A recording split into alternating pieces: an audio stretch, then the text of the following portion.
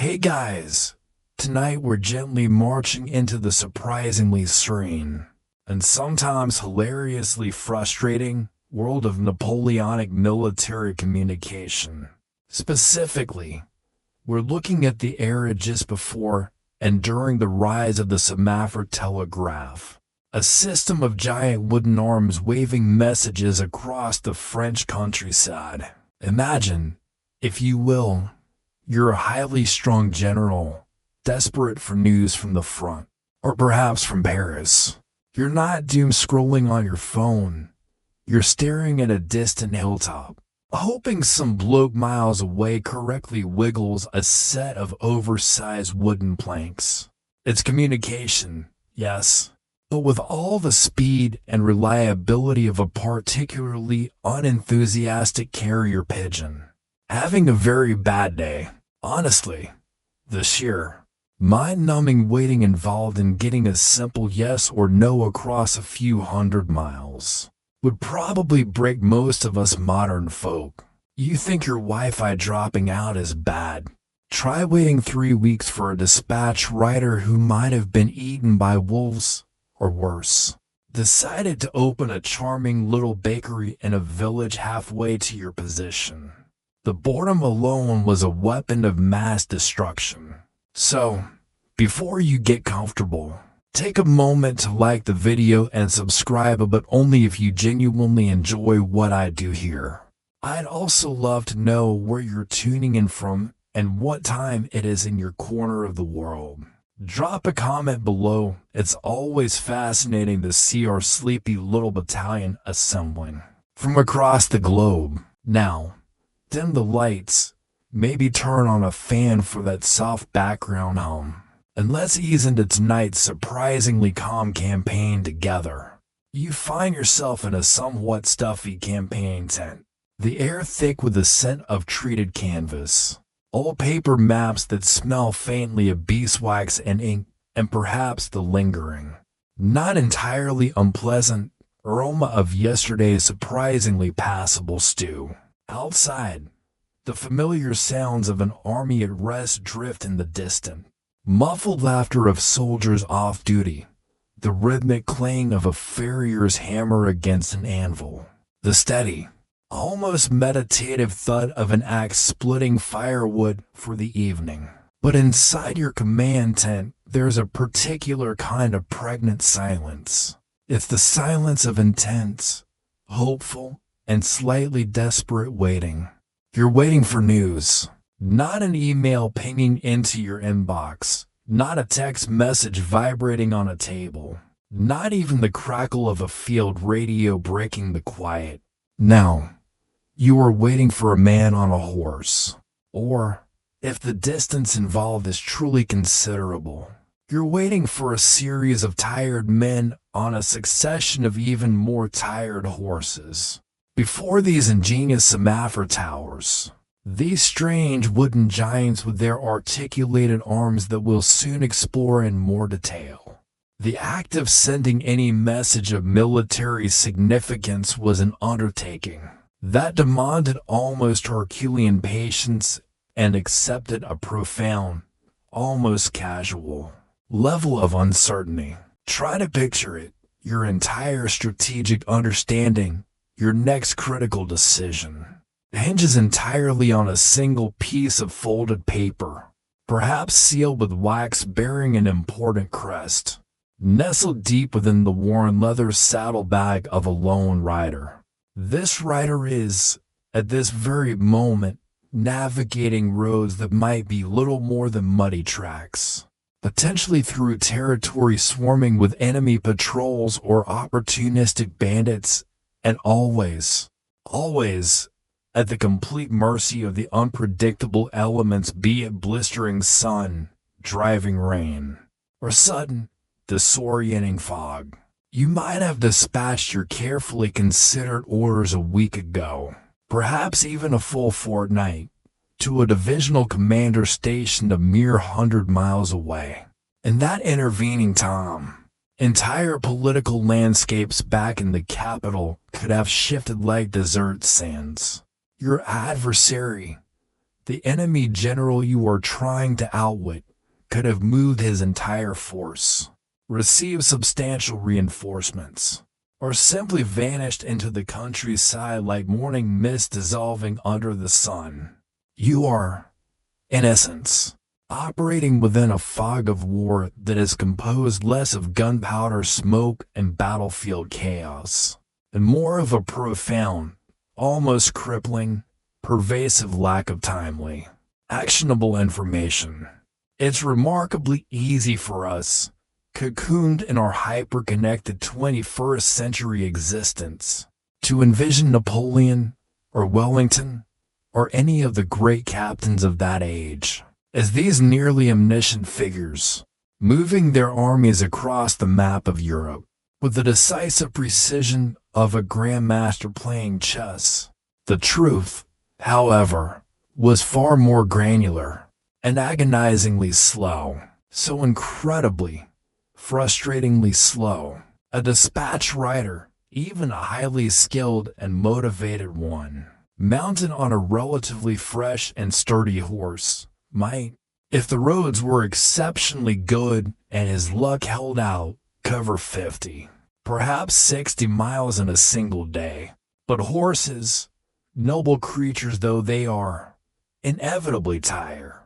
Riders, being human, get lost, especially in unfamiliar territory or at night. Bridges, often rickety wooden affairs, frequently wash out in spring floods. And let's not forget the ever-present charming local brigands, who often viewed a solitary traveler, particularly one who looked like he might be carrying something of value like, say, official government correspondence, as a delightful, heaven-sent opportunity for some impromptu wealth redistribution. It's less stand and deliver your money or your life, and more stand and let's see if the dispatch pouch also contains a nice packed lunch, and perhaps some spare bootlaces. And by the way, those battle plans look rather interesting.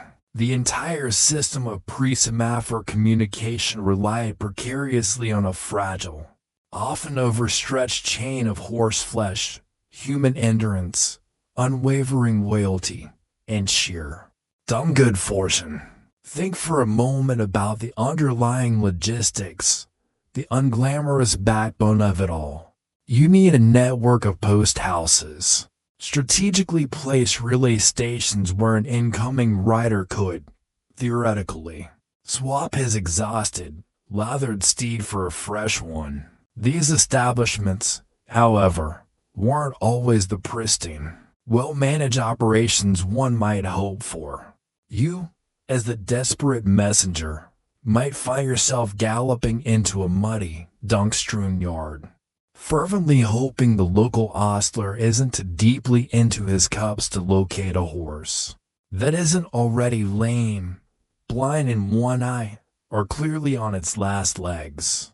The consistent quality of these relay posts became a surprisingly critical, if largely unsung, component of military infrastructure. A well-maintained and efficiently run chain of post houses could shave precious days off a vital message's journey time. A poorly maintained one? Well, your urgent dispatch, the one detailing troop movements for a decisive battle, might as well have been entrusted to a particularly slow snail with a poor sense of direction. And what of the messages themselves? They were precious, delicate, and incredibly vulnerable things. Sometimes they were written in simple code, perhaps a substitution cipher, where each letter was replaced by another, or a numerical cipher known only to a handful of trusted individuals. These codes were often quite rudimentary by our modern cryptographic standards. Think less Enigma machine and more serial box decoder ring. Historians still argue quite vigorously about the actual practical effectiveness of many of these Napoleonic-era ciphers, with some contending that any reasonably competent enemy intelligence officer given a few captured messages and a bit of quiet time, could likely crack them with relative ease. The real security for a sensitive dispatch often lay less in the complexity of its encryption, and more in the hope for speed and obscurity of its messenger, or the sheer difficulty the enemy would have in even knowing a message was being sent. There was a curious, though not universally adopted, practice for extremely sensitive, short dispatches. Messengers sometimes carried them concealed within what were colloquially known as silver bullets. This wasn't just a turn of phrase. The message, written on the thinnest possible paper, would be rolled incredibly tightly and then hidden inside a hollowed-out musket ball or a small, specially crafted silver cylinder. The rather grim idea was that if the messenger faced imminent capture, he could quickly swallow the bullet or cylinder. This represents a rather extreme, and one imagines, profoundly uncomfortable method of data protection. One sincerely hopes the recipient general at the other end had a strong constitution, a patient aide-de-camp, and perhaps a designated, if unofficial, pair of message retrieval tongs. Probably not standard issue kit, those. It vividly highlights the desperation, the extraordinary lengths to which commanders would go to protect vital information, when its physical journey was fraught with such constant peril. The broader social and strategic impact of this pervasive communication lag was simply immense. News of great, nation-shaping victories, or equally impactful, devastating defeats, would often arrive at capitals or distant army headquarters weeks, sometimes even months, after the actual event had transpired.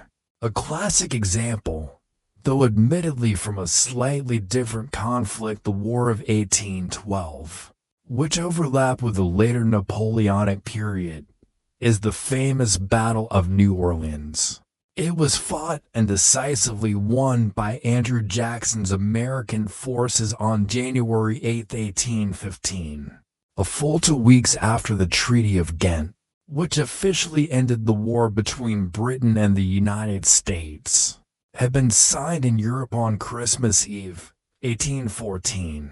Thousands of soldiers were killed or wounded in a major battle that, technically, should never have happened, all because a piece of paper bearing the peace terms, carried by a sailing ship, hadn't yet managed to navigate the vast Atlantic and then the slow overland routes to Louisiana. This kind of delay, this news lag, was the accepted norm, not some rare exception. You, as a field commander, are therefore essentially making critical, life and death decisions based on intelligence, on facts on the ground, that are already significantly out of date by the very moment you receive them. Consider, for a moment, the sheer, gnawing anxiety this must have produced.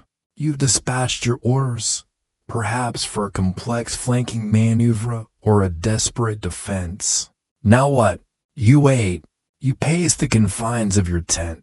You stare for hours at maps that you know, deep down, might no longer accurately represent the true disposition of forces. You try to divine enemy intentions from the flimsiest scraps of rumor, from the often contradictory reports of deserters who were notoriously unreliable, frequently telling interrogators whatever they thought they wanted to hear, or sometimes from just the intangible feel of the local populace. Are they fearful, resigned, hopeful?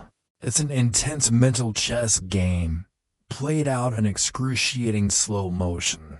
Every distant cloud of dust on the horizon could be your much-anticipated messenger finally arriving. Or it could be the vanguard of an enemy cavalry probe, or, more often than not, it could just be a local farmer plowing his field a bit too enthusiastically, kicking up the dry soil, The psychological toll of this constant, wearing uncertainty, this oppressive information vacuum, must have been truly immense.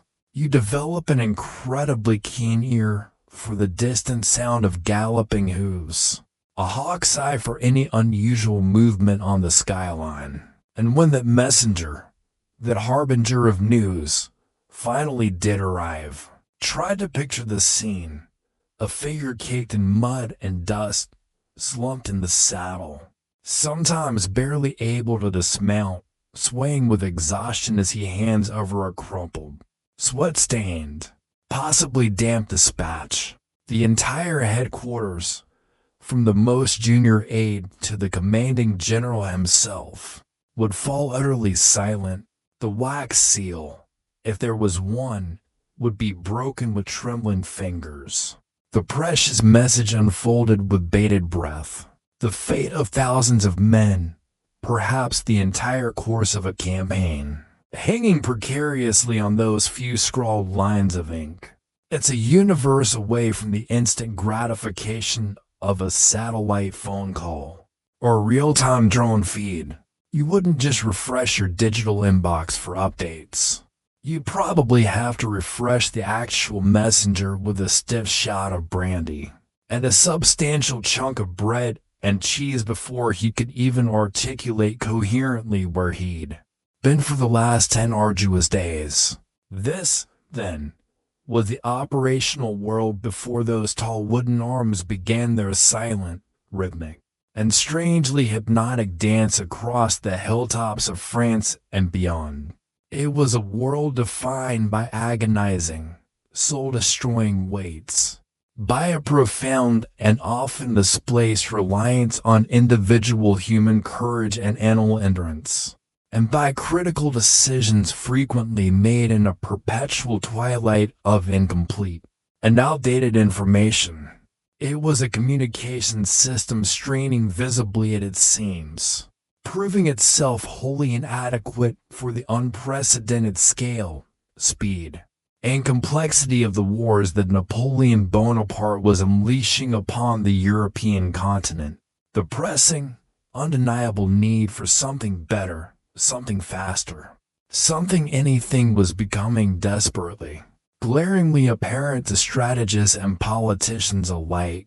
The stage was well and truly set for a quiet revolution in how information moved, even if the revolution was initially going to be powered by nothing more technologically advanced than ropes, pulleys, counterweights, and the keen eyesight of dedicated men staring intently at other keen-eyed men, often miles away across rolling countryside. You can almost feel the collective, anticipatory sigh of relief that was yet to come from overburdened generals and anxious governments, even if the relief would soon be tempered by its own unique set of peculiar, unforeseen frustrations and absurdities. The quiet desperation for reliable, timely news was the fertile, well-tilled ground from which the chapped Semaphore towers would soon sprout, changing the pace of war and peace forever. So, you're there, in that metaphorical tent, drowning in the silence of delayed dispatches, your strategic brilliance hampered by the sheer molasses-like slowness of a horse sand-rider information network. It's a situation ripe for innovation, isn't it? The air is thick with the unspoken desire for something, anything, that could cut through this fog of uncertainty. And into this very particular kind of void steps a rather determined, arguably somewhat obsessive Frenchman named Claude Chap. He wasn't a military man, not a seasoned general with revolutionary ideas about battlefield communication.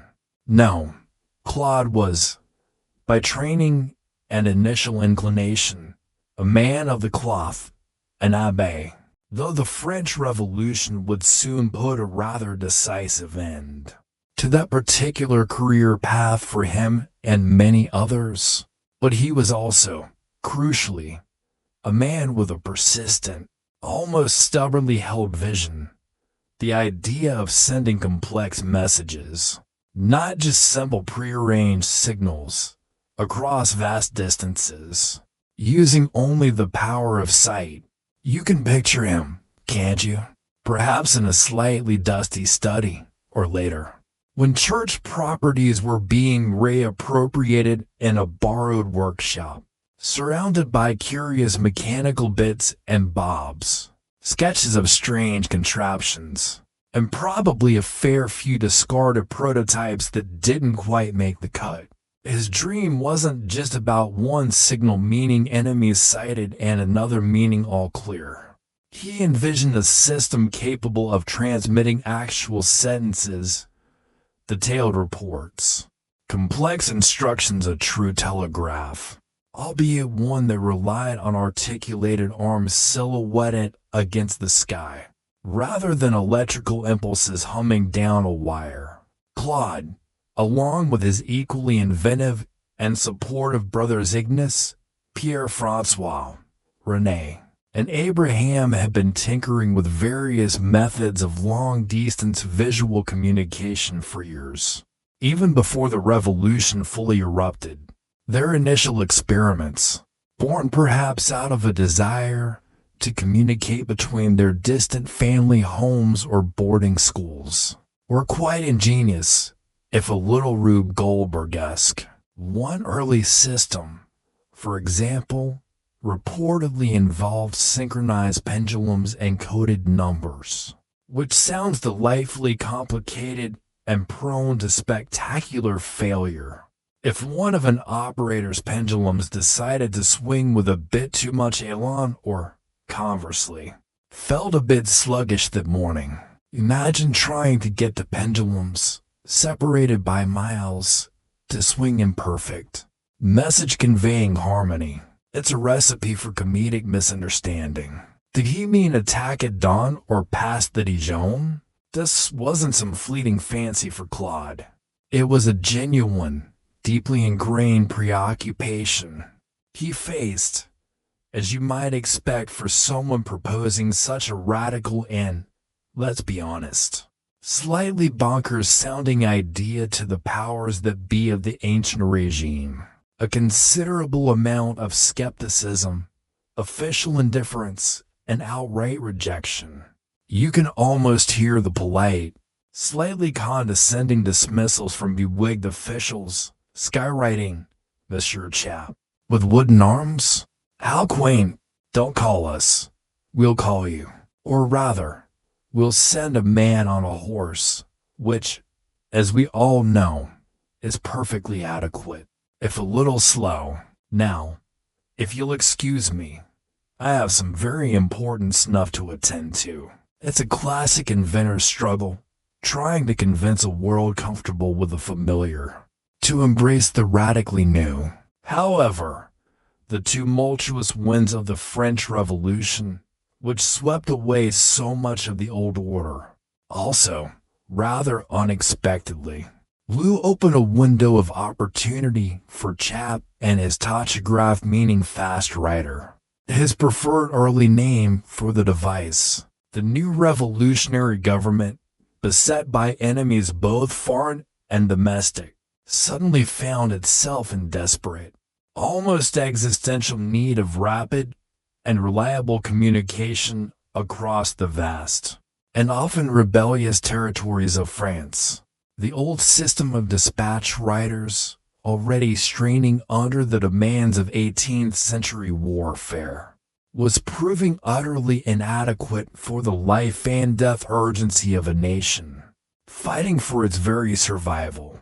News from the front lines, intelligence about royalist uprisings in the provinces, directives from the increasingly radical committees in Paris. All of it needed to travel faster than a galloping horse could possibly manage. This pressing wartime necessity was the crucial catalyst. In 1792, amidst the chaos and fervor of the revolution, Claude Chap, supported by his brother Ignace, who was then a member of the Legislative Assembly, finally got his chance to demonstrate his invention properly. The French National Convention, grasping at any innovation that might give them an edge, approved the construction of an experimental line. This decision, the official backing of Chap's system, is a mainstream historical fact. The beleaguered revolutionary government, in a moment of surprising foresight or perhaps sheer desperation, greenlit the project that would transform communication. They needed to link Paris with the strategically vital city of Lille, near the northeastern frontier, where French armies were confronting hostile Austrian and Prussian forces. Suddenly, Chap's sky-high messaging dream wasn't just a quirky personal obsession. It was a matter of national strategic importance. Of course, the path to official acceptance wasn't entirely smooth. Even with the revolutionary winds at his back, there's a rather charming, if possibly apocryphal, quirky tidbit often associated with Chap's early public experiments. One story goes that an early, somewhat rudimentary version of his apparatus, erected in a public park or open space for a demonstration, was actually attacked and destroyed by a suspicious Parisian mob. In the fevered, paranoid atmosphere of the revolution, where whispers of counter-revolutionary plots and secret royalist signals were rife, a strange new contraption with moving arms, seemingly sending mysterious messages to unknown recipients, was easily mistaken for something far more sinister than an attempt to improve the postal service. You can imagine the scene. Comrades, look, the aristocrats are signaling the Prussians with their infernal dancing scarecrow. To underscore our MS underscore I mean, to pieces with it. It highlights the volatile environment in which he was operating. One wonders if Chap had to explain, very carefully and probably very quickly, that his machine was intended to help the revolution, not conspire against it. Historians still debate the precise influence of earlier, less successful optical telegraph proposals on Chap's final design. He certainly wasn't the first person in history to think of signaling across distances, using visual means. Ancient civilizations had used beacon fires and smoke signals for millennia, and various inventors throughout the 17th and 18th centuries had proposed different, often overly complex, optical telegraphs. Robert Hooke, the brilliant English scientist, had described a fairly sophisticated system of shutters and symbols back in the 1680s, though it was never practically implemented on a large scale. What set Chap's system apart was its relative simplicity, its ingenious coding system, and, crucially, his unwavering persistence in navigating the bureaucratic and political hurdles to get it actually built and adopted. Chap's vision, as it finally solidified, was for a chain of these specially constructed towers, each within sight of the next, stretching across the French landscape. Each tower would be manned by operators or stationaires, who would meticulously observe the signals made by the preceding tower in the line, replicate them precisely on their own apparatus for the next tower down the line to see, and thus relay the message, segment by segment, across hundreds of miles. He imagined official dispatches, military orders, and governmental decrees flying across the country with a speed previously undreamt of. No longer would a general be reliant on a single, vulnerable messenger. Instead, his words, encoded into the cryptic language of the Semaphore's waving arms, could, in theory, traverse the nation in a matter of hours, not days or weeks. The core of his design, the part that made it so practical, was the regulator, a large, rotatable wooden beam, often painted black for visibility with two smaller, movable arms. called indicators, attached to its ends.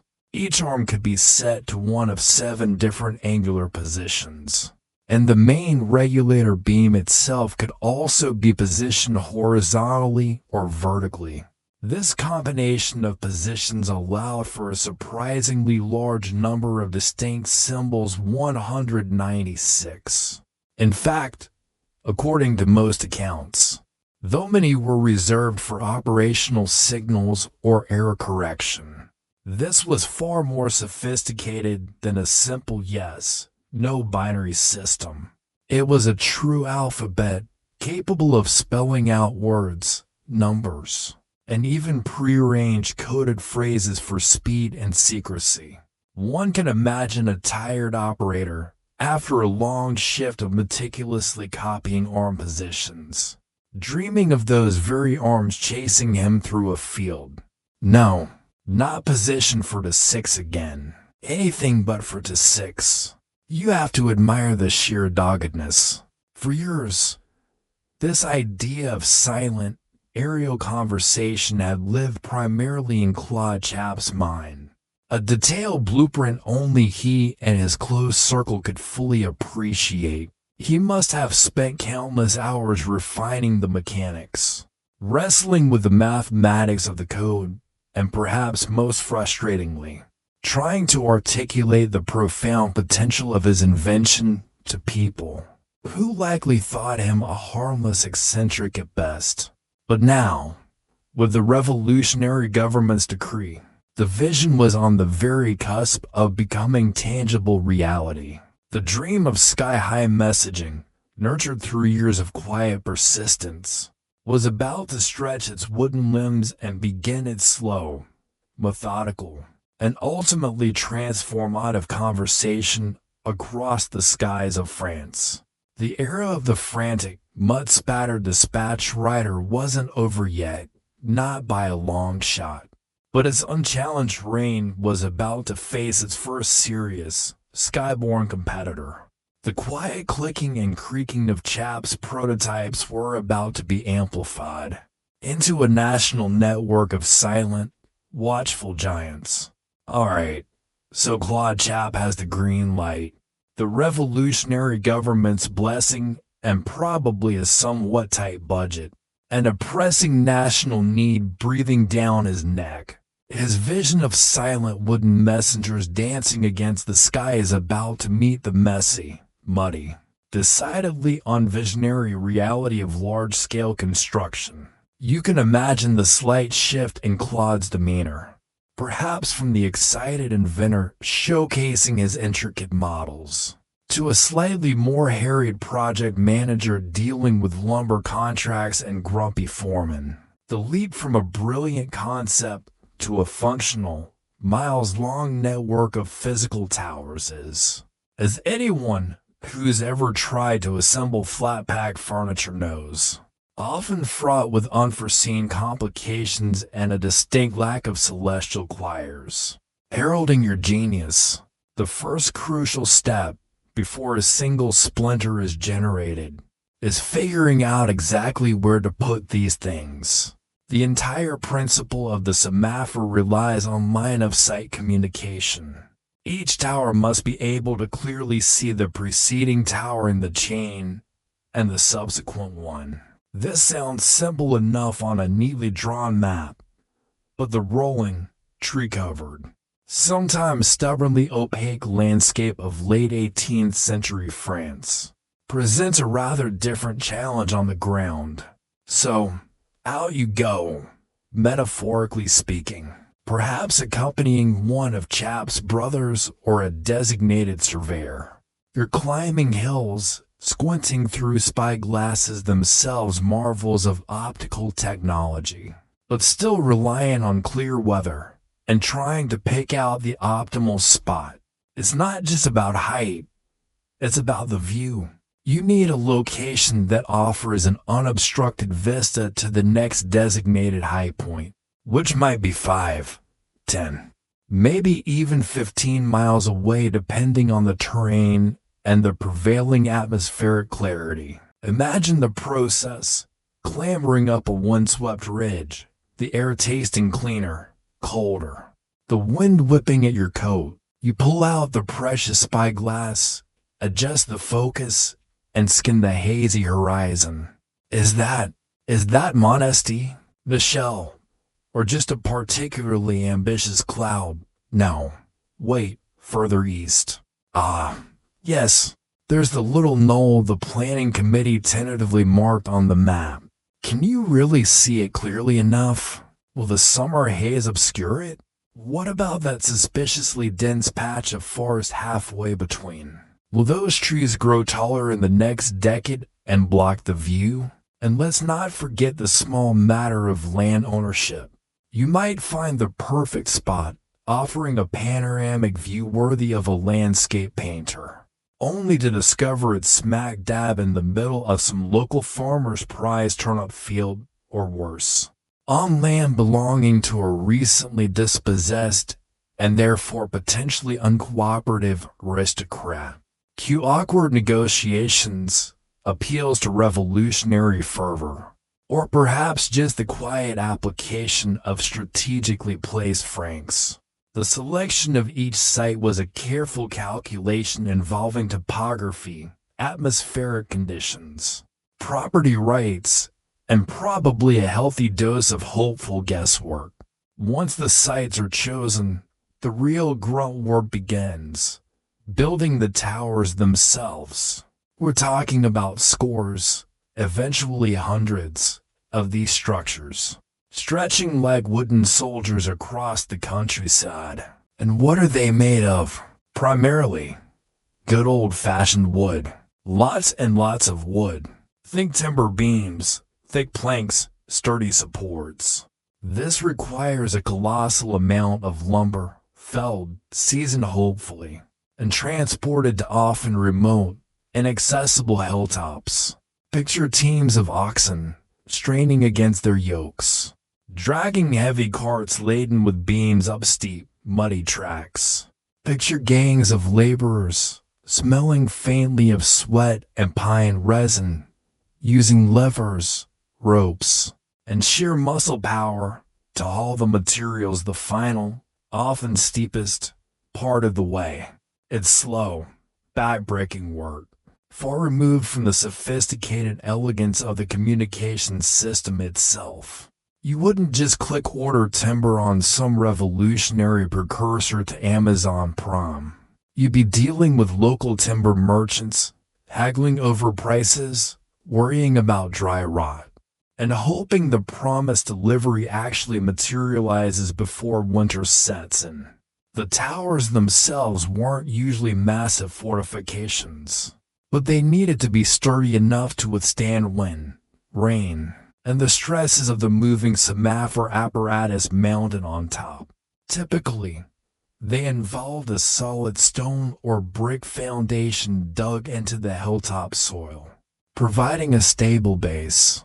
On top of this rose the wooden structure, often 2 or 3 stories high, providing living quarters for the operators will get to their cozy lives later and, crucially, raising the Semaphore mechanism high enough to be clearly visible above surrounding trees, or minor terrain features. The construction itself is classic carpentry, writ large. The rhythmic thud of mallets driving wooden pegs into mortise holes. The rasping song of handsaws cutting through thick beams. The shouted instructions of the foreman echoing across the hillside. It's repetitive, demanding physical labor. A mainstream historical fact concerning the logistics here is the sheer scale of this undertaking. The first Parasleo line required 15 towers over a distance of about 120 miles, or 200 kilometers. Building just this initial line was a significant civil engineering project for the time, requiring considerable manpower and resources diverted even amidst a major war effort. Now, for the business end, the Semaphore mechanism itself. This wasn't just slapped together haphazardly. Chap's design required precision. The large central beam, the regulator, needed to pivot smoothly. The two smaller indicator arms at each end had to be carefully balanced and connected via ropes and pulleys to handles or levers inside the operating room below, allowing the stationer to set them to the precise angles dictated by the code. Counterweights were often used to make moving the heavy wooden arms easier and less likely to induce operator or SI repetitive Semaphore injury. Probably not an official diagnosis, but surely a risk. There's a quirky tidbit related to the mechanism's construction. Ensuring the ropes didn't stretch or shrink too much with humidity was a constant headache. Some accounts suggest hard hemp ropes were preferred for their relative stability, but even then, operators would need to constantly check and adjust the tension to ensure the indicator arms pointed to the exact intended position. Imagine the frustration. You're trying to relay a vital message about troop movements, and the left indicator arm is stubbornly refusing to go to position 3 because the rope has decided to absorb half the morning dew and tighten up like a guitar string. Sacre bleu. Not again. The whole process of building the line wasn't a swift affair. It progressed incrementally, tower by tower, link by link. You might have one team finishing the foundation on Hilltop C, while another is hoisting the main beams on Hilltop B, and yet another is installing the relatively delicate Semaphore arms on Hilltop A. The line creeps across the landscape, a tangible manifestation of Chap's dream taking root in French soil. One can imagine impatient officials in Paris demanding progress reports, perhaps picturing the towers springing up overnight like revolutionary mushrooms, while the engineers in the field are patiently explaining that, no, you can't build a tower foundation during a week of torrential rain, and yes, Jean-Pierre did drop the main pulley assembly down a ravine, setting things back slightly. Probably best not to mention the ravine incident in the official report. Minor logistical recalibration required, perhaps. The efficiency and methods of this construction effort remain a point of discussion for those who study the history of technology and infrastructure. Historians still argue whether relying primarily on civilian contractors, often local builders, was more cost-effective or faster than assigning the entire project to military engineering units, who might have brought more discipline but less specialized local knowledge. The reality likely involved a mix, depending on the region and the urgency. Did the need for speed sometimes compromise the quality of construction, leading to the endless upkeep headaches we'll discuss later? Quite possibly. Building quickly and building durably are often competing priorities, especially when you're essentially inventing large-scale infrastructure project management on the fly. But slowly and surely, often behind schedule and probably over budget, the line takes shape. Standing back, perhaps wiping sweat from your brow even metaphorically, you can see them, a series of sturdy, slightly austere wooden towers, each crowned with its strange, angular black arms, poised like silent sentinels on the high points of the land. They look functional, perhaps a little ungainly up close, lacking the romanticism of ancient castles or the grandeur of cathedrals. Yet, these plain wooden structures represent something profound, the first tendrils of a network design, to shrink the vastness of the nation, to speed up the very pulse of information. The physical effort, the mundane struggle against gravity, weather, and reluctant materials, is complete, at least for this section of the line. The wooden giants are awake, waiting only for the human touch, the skilled hands and sharp eyes of the operators who will bring them to life, and teach them to speak their silent, coded language across the miles.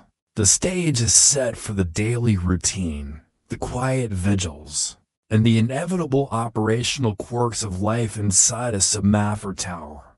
Now that the towers stand sentinel on their hilltops, solid wood and stone against the sky, let's gently push open the probably slightly warped wooden door of one and step inside. What was life actually like for the individuals tasked with operating this ingenious, yet demanding, system? Forget the grand sweep of Napoleonic campaigns for a moment. Let's focus on the decidedly less grand, often remarkably quiet, and incredibly repetitive daily existence of a Semaphore station operator or stationer. You find yourself climbing a narrow, steep set of wooden stairs, perhaps spiraling up the inside wall of the tower. The air inside smells faintly of wood smoke from the small stove used for heating and cooking. Damp wool operators often wore heavy coats, even indoors, especially in winter, lamp oil, and perhaps the lingering aroma of yesterday's chicory coffee. Substitute a staple beverage in revolutionary and Napoleonic France. The living quarters are cozy. To put it politely, think small, functional, and probably quite draughty. A simple wooden bunk bed, perhaps shared if there were to operators assigned to a station, often the case for busy lines, or continuous operation, a rough-hewn table and chairs, a few pegs on the wall for clothes, and the aforementioned stove dominating one corner. Possessions would be minimal, a change of clothes, perhaps a well-thumbed book or a pack of worn playing cards, maybe some mending supplies. This wasn't a posting for those seeking luxury or extensive personal space. It was a job, often performed in considerable isolation. The heart of the tower, the reason for its existence, is the operating room, usually situated on the top floor, directly beneath the large Semaphore mechanism itself. This room is dominated by the crucial pieces of equipment.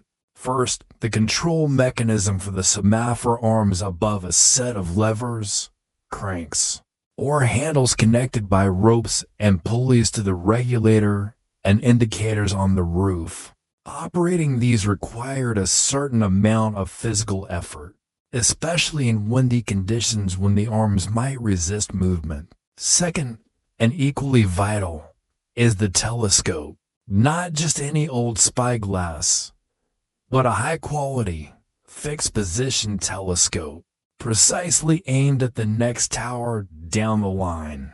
This telescope is the operator's lifeline, his connection to the flow of information, his window onto the distant, silent conversation he is a part of. Your daily routine as a stationer begins early, often before dawn. You need to ensure the lamps are trimmed and filled if night operation is required, though daylight operation was far more common and reliable. Check the state of the Semaphore mechanism or the ropes taut. Do the arms move freely? Any signs of overnight damage from weather or particularly ambitious birds? Then, as the first light begins to paint the eastern sky, you settle yourself at the telescope. Eyes peel towards the neighboring tower, and you wait.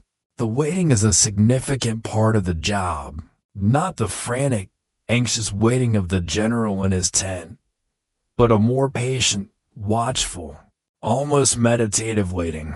You scan the distant silhouette, looking for the first sign of movement from its black arms. When they do move, forming a specific symbol, your training kicks in. You must identify the symbol quickly and accurately. Is that a 7 or is the indicator arm slightly off? Is the regulator perfectly horizontal or slightly tilted? Mistakes at this stage can garble the entire message down the line. Once you've identified the incoming symbol, you swiftly move to your own control levers and replicate that exact same symbol on your tower's Semaphore. You hold it there for a predetermined time, long enough for the next station down the line to hopefully see it clearly, register it, and replicate it themselves.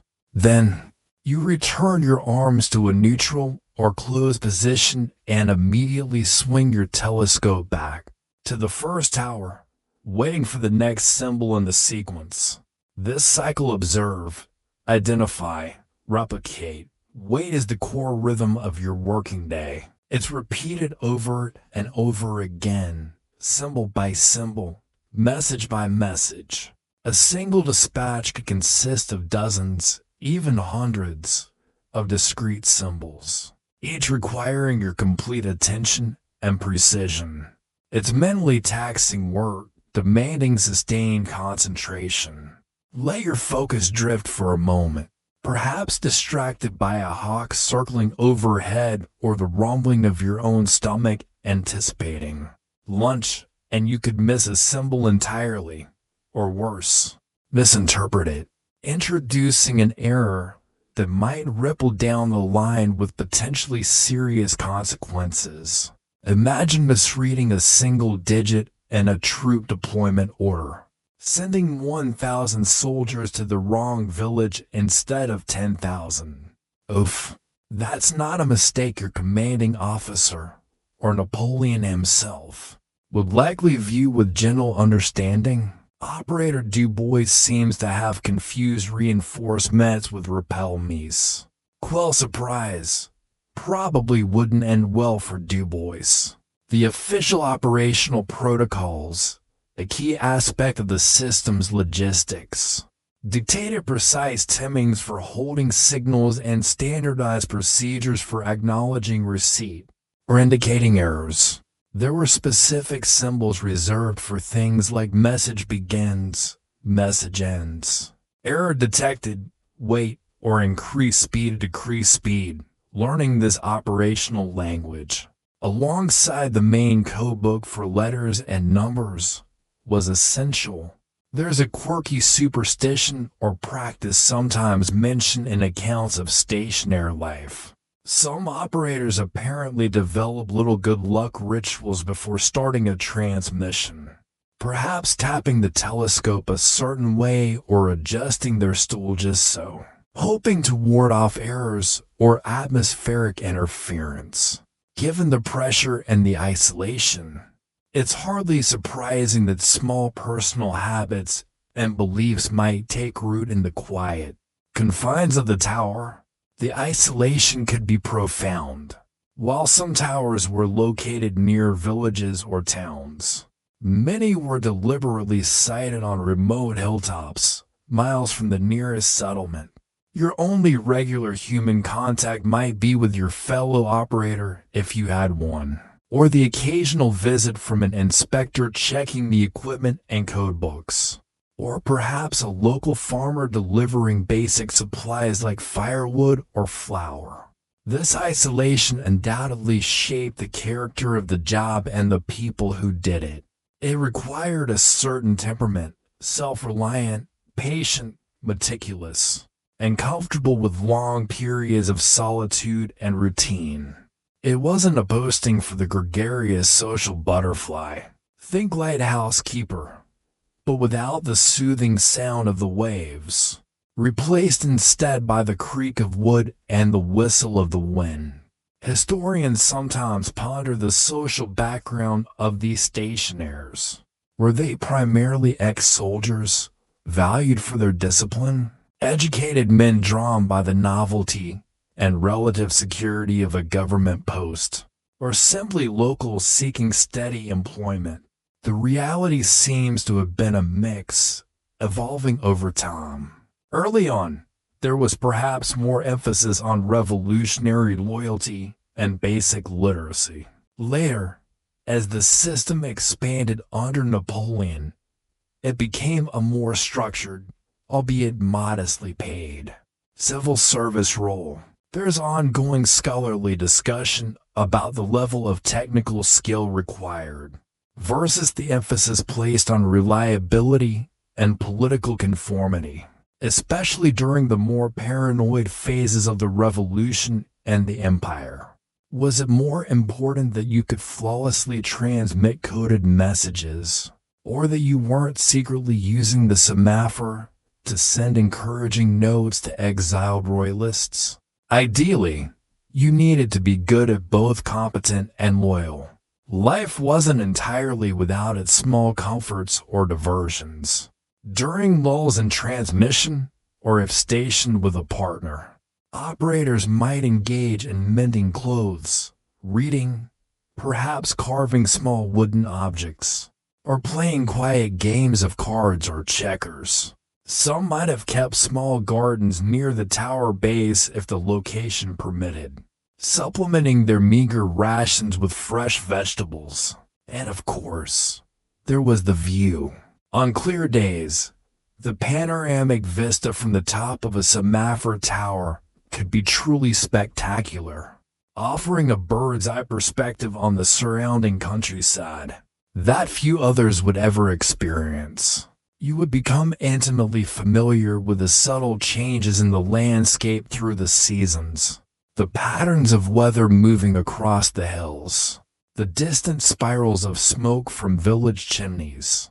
It was a lonely perch, yes, but one that offered moments of quiet beauty alongside the relentless demands of the clicking, whirling arms above, the quiet, repetitive, watchful existence of the stationaire was the human heartbeat within the wooden giant, the essential link that made Chap's vision a functioning reality, one meticulously replicated symbol at a time. All right, you're settled into the rhythm of tower life. You've got your telescope polished, your levers oiled, metaphorically speaking, unless they actually needed oiling, which they probably did.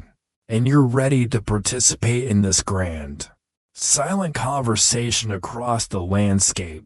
But what exactly are you saying?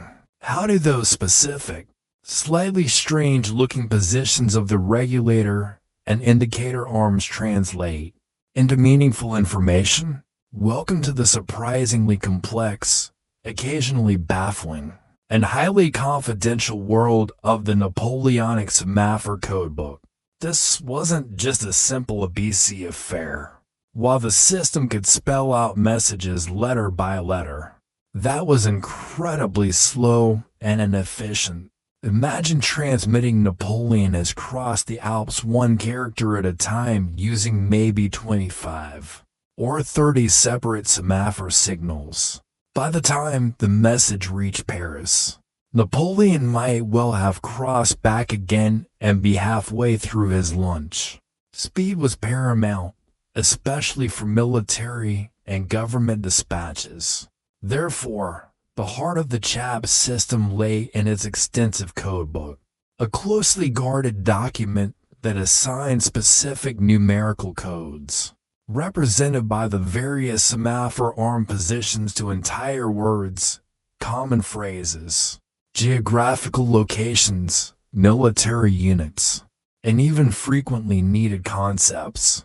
Picture this codebook, likely a sturdy, leather-bound volume, kept under lock and key within the operating room. Inside, pages filled with meticulous columns. On one side, a number, say, 73. On the other side, its meaning, perhaps division, or cavalry, or attack immediately, or even the name of a specific general or town like Vienna or Marshal Ney. The Semaphore signal representing 73, a unique combination of the regulator and indicator arm positions, could thus transmit a complex idea with a single visual sign. This is a crucial mainstream historical fact about the system. Its reliance on coded vocabulary significantly increased its practical transmission speed. Instead of sending dozens of signals, you might send only 5 or 6 code numbers to convey a whole sentence, packed with strategic meaning. Now, learning and using this code demanded significant effort from our friend, the stationaire. You wouldn't just be passively relaying shapes. You needed to understand the meaning behind them, at least to some extent, especially for operational signals or if things went wrong. Operators had to be literate and capable of handling these codebooks responsibly. They were, after all, privy to potentially sensitive state secrets flying or rather, waving through the air. The codebooks themselves became highly classified documents. Losing one, or letting it fall into enemy hands, would be a catastrophic security breach, rendering the entire line vulnerable to interception and decryption. You can imagine the strict protocols surrounding their use, logbooks tracking who accessed them, regular checks by inspectors, maybe even oaths of secrecy sworn by the operators. And the codes weren't static. To maintain security, the codebooks were updated periodically. New editions would be painstakingly compiled in Paris, printed under conditions of great secrecy, and then distributed along the lines. This involved swapping out the old books for the new ones, a process that had to be carefully synchronized across the entire network to avoid utter confusion. Imagine the potential for chaos if the tower in line started using Codebook Edition 3, while the tower in Dijon was still faithfully transmitting based on Edition 2. Messages would arrive as complete gibberish. Marshall Marmot reports, 73 purple hedgehogs. This is where you desperately need that error signal. The complexity of the code itself is fascinating. Early versions might have focused more on direct numerical or alphabetical representations. But as the system matured, particularly under Napoleon, who recognized its immense military value, the vocabulary expanded dramatically. Codes were developed for virtually every conceivable military or administrative need. Need to report the precise quantity of ammunition available. There was probably a code sequence for that. Need to describe the weather conditions affecting troop movements. Codes for fog, heavy rain, impassable roads. Need to convey the emperor's mood after breakfast. Okay, maybe not that specific, but the level of detail achievable was remarkable for its time. There's a quirky, slightly fringe aspect to the coding. The existence of null signals or deliberate dummy traffic to prevent enemy observers more on them later from easily figuring out when important messages were being sent versus periods of inactivity.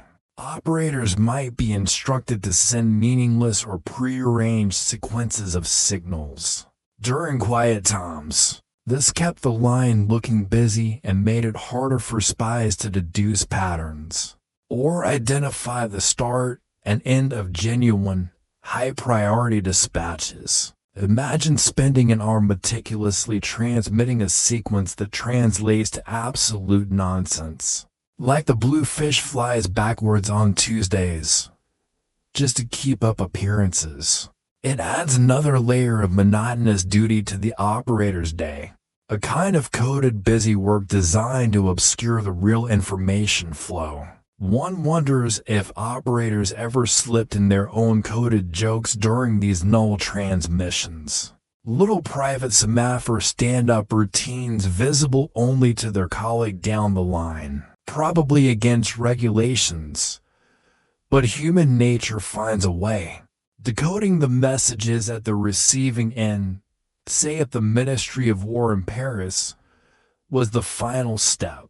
Here, clerks equipped with identical codebooks would translate the incoming sequence of numbers back into intelligible French. Speed and accuracy were just as crucial here. A tired clerk misreading a 3 as an 8 in the code number could potentially alter the entire meaning of a dispatch.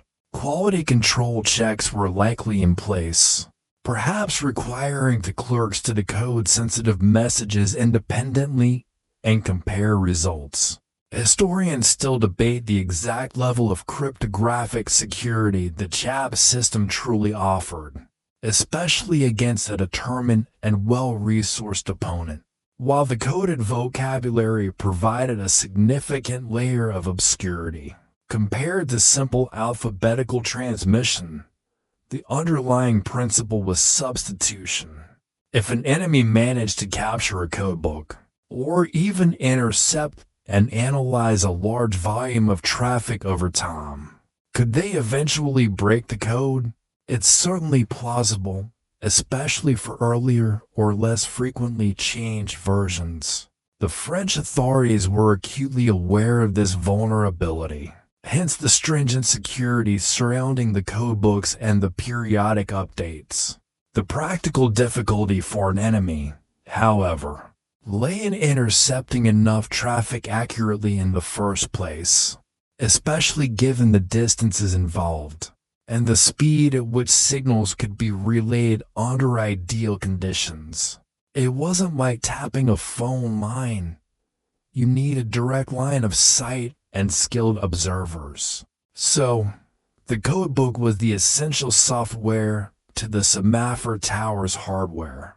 It transformed the crude physical movements of wooden arms into a sophisticated language, capable of conveying the complex business of governing a nation and directing its armies.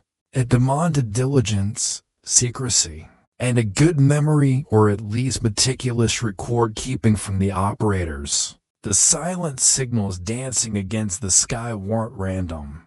They were precise characters in a carefully constructed, highly confidential lexicon.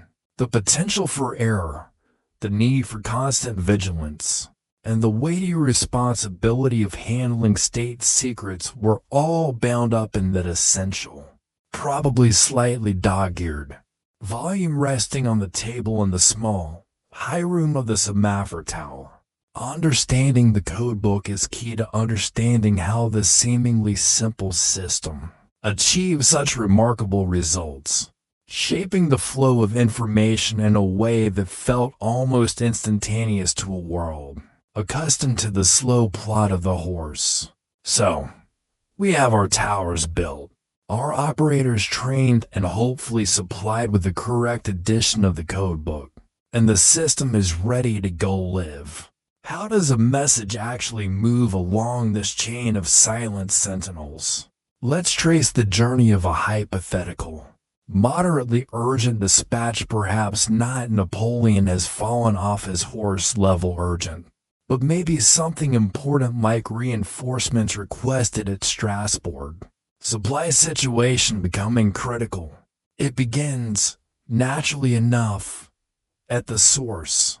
An important official, maybe a regional governor or a general in the field near the start of a Semaphore line, drafts the message. It's then likely taken to the first tower in the chain by a messenger. Yes, ironically, the very first step might still involve a man on a horse, though hopefully traveling a much shorter distance now.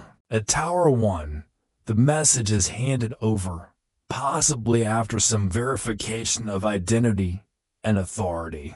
The chief operator at this originating station then gets to work, translating the written French message into the corresponding sequence of numerical codes. Using his precious codebook, reinforcements becomes code 112, requested becomes 47, Strasbourg becomes 819, supply is 235, situation is 601, critical is 99. These numbers are purely illustrative, of course. He might jot down the sequence 11 to 47819 to 3560199. Now the transmission begins. The operator at Tower 1 carefully manipulates his levers and cranks, causing the large wooden arms on the roof to assume the precise configuration, representing the first code number, 112. He holds it steady. Miles away, perched atop a hill, the operator at Tower 2, who has been diligently scanning Tower 1 through his telescope, spots the signal. He thinks or perhaps mutters aloud to break the silence, signal 112. He quickly verifies it, yes. Regulator horizontal, left indicator at position 4.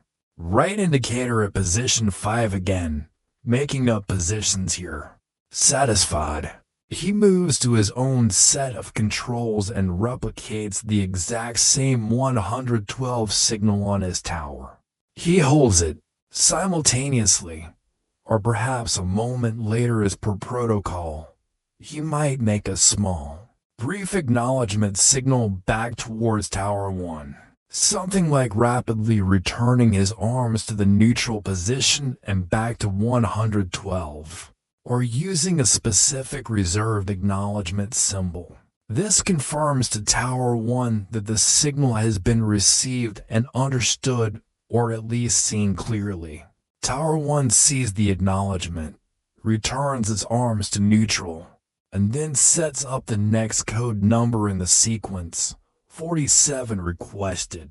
Meanwhile, Tower 2 is holding the 112 signal, not for Tower 1, but for Tower 3. Further down the line, the operator at Tower 3, diligently watching Tower 2, sees the 112 signal appear. He identifies it, replicates it on his own tower's apparatus, holds it, and sends a quick acknowledgement back to Tower 2. Tower 2 sees the acknowledgement from Tower 3, returns its arms to neutral, and immediately snaps its telescope back towards Tower 1, ready to receive the next signal, which is 47, already being transmitted by Tower 1.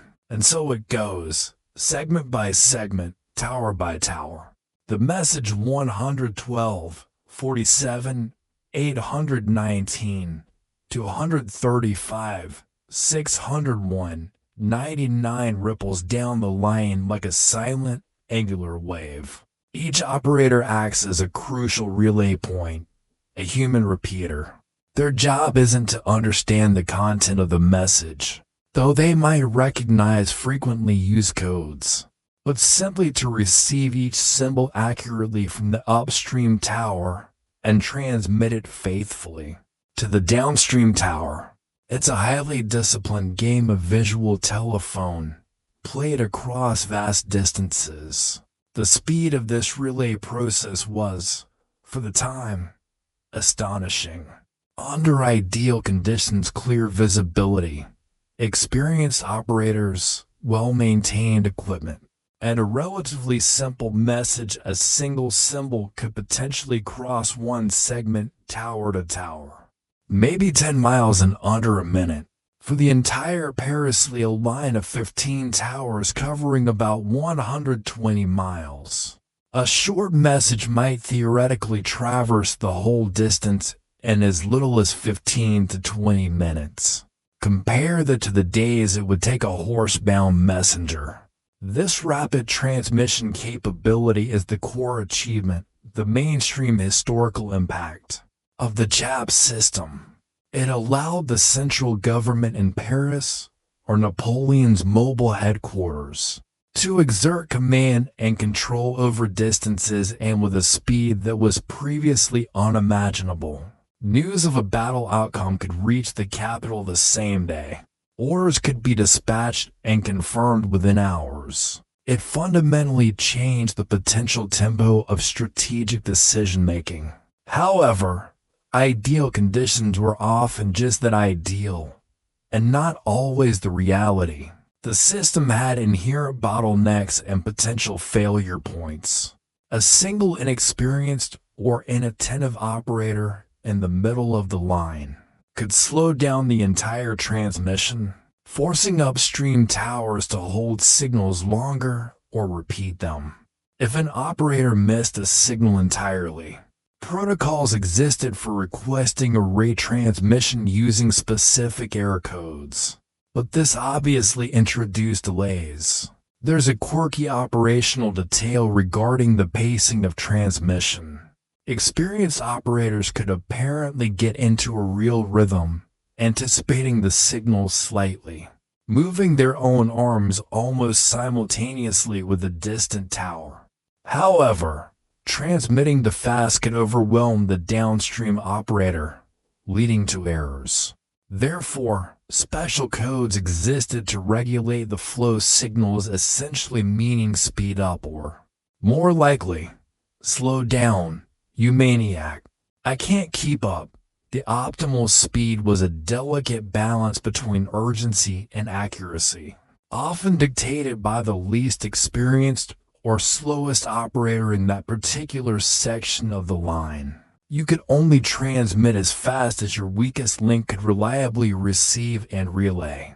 One imagines friendly, or perhaps not so friendly, rivalries between towers, each trying to prove they were the fastest, occasionally needing a metaphorical tap on the brakes from the next guy down the line. The efficiency of the relay depended heavily on the synchronicity of the entire line. Every operator needed to be ready, watchful, and responsive during operational hours. If one tower had a mechanical breakdown, a snapped rope, a jammed pulley, the entire line beyond that point was instantly broken. Messages would stack up, waiting for the fault to be repaired. This highlights the system's vulnerability. It was a chain, and a break in any single link severed the connection completely. Maintaining the physical integrity and operational readiness of every single tower was therefore paramount. Historians sometimes discuss the psychological pressure on operators, particularly when relaying messages they knew were urgent or important. While they weren't supposed to decode the content, they could often infer the significance from the priority markers used, or the sheer volume of traffic. Knowing that the information passing through your hands, translated into abstract arm positions, could affect the lives of thousands or the fate of a campaign must have added a layer of stress to the already demanding task of accurate repetition. Did operators feel the weight of history flowing through their levers and pulleys? Or was it just another sequence of numbers to be processed before lunch break? The accounts suggest a professional focus on the task, but it's hard to imagine the human element didn't occasionally intrude. So, the message crawls, or rather, hops rapidly, across the landscape. From hilltop to hilltop, the silent wooden arms repeat their coded dance.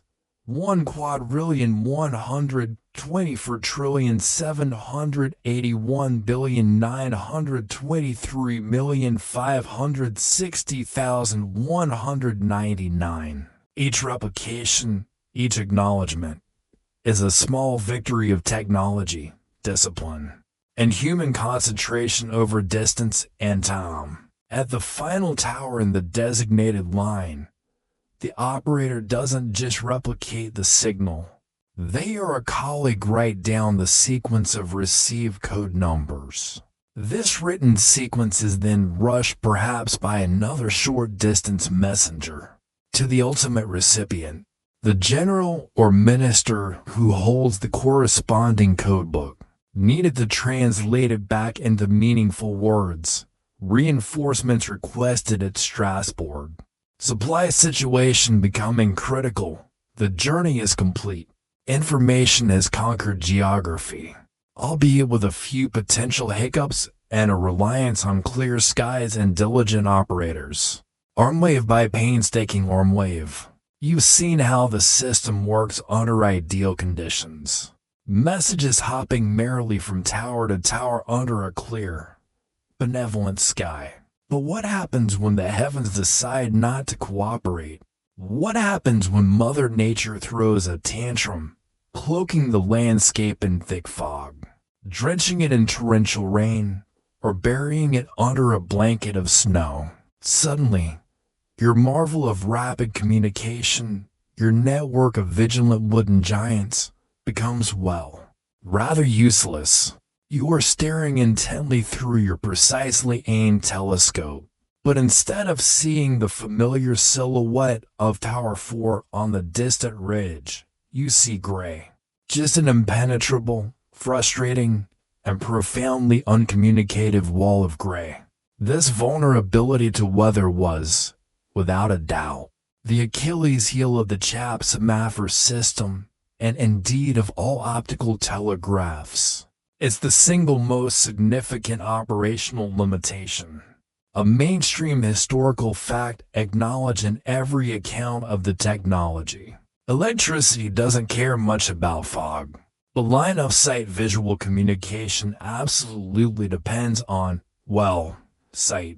When visibility drops below a certain threshold, the line goes dead. The silent conversation ceases, abruptly silenced not by enemy action or mechanical failure, but by clouds deciding to hug the hills a little too closely that morning. Imagine yourself back in the operating room of your tower. A thick autumn mist has rolled in overnight, settling heavily in the valleys and creeping up the slopes. Outside, the world is muffled and damp.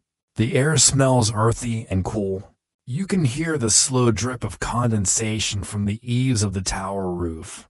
Your stove might be crackling cheerfully, offering a small pocket of warmth and dryness.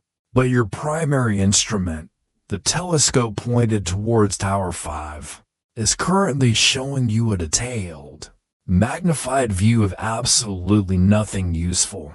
You know Tower 5 is out there, perhaps only 8 miles away. Its operator likely peering just as fruitlessly back towards you. But for all practical purposes, it might as well be on the moon. The frustration must have been immense. Urgent messages might be piling up at the originating station. Directives that could alter the course of a battle or expose a vulnerability. But the atmosphere itself has imposed a ceasefire on communication. All you can do is wait. You maintain your vigil, periodically checking the view, hoping for a break in the fog. A thinning of the mist that might allow even a fleeting glimpse of the neighboring tower. Maybe you see a momentary thinning, a vague suggestion of the familiar shape within an arm movement, or just a trick of the swirling vapor. You can't be sure, and transmitting based on guesswork is strictly forbidden, potentially disastrous. So, you wait some more.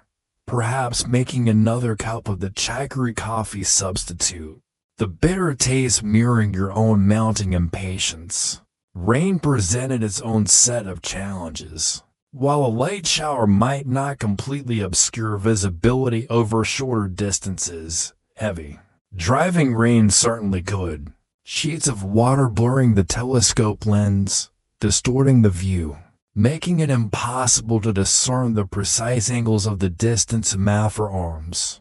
And even if you could see the signal, operating your own apparatus in a downpour wasn't ideal.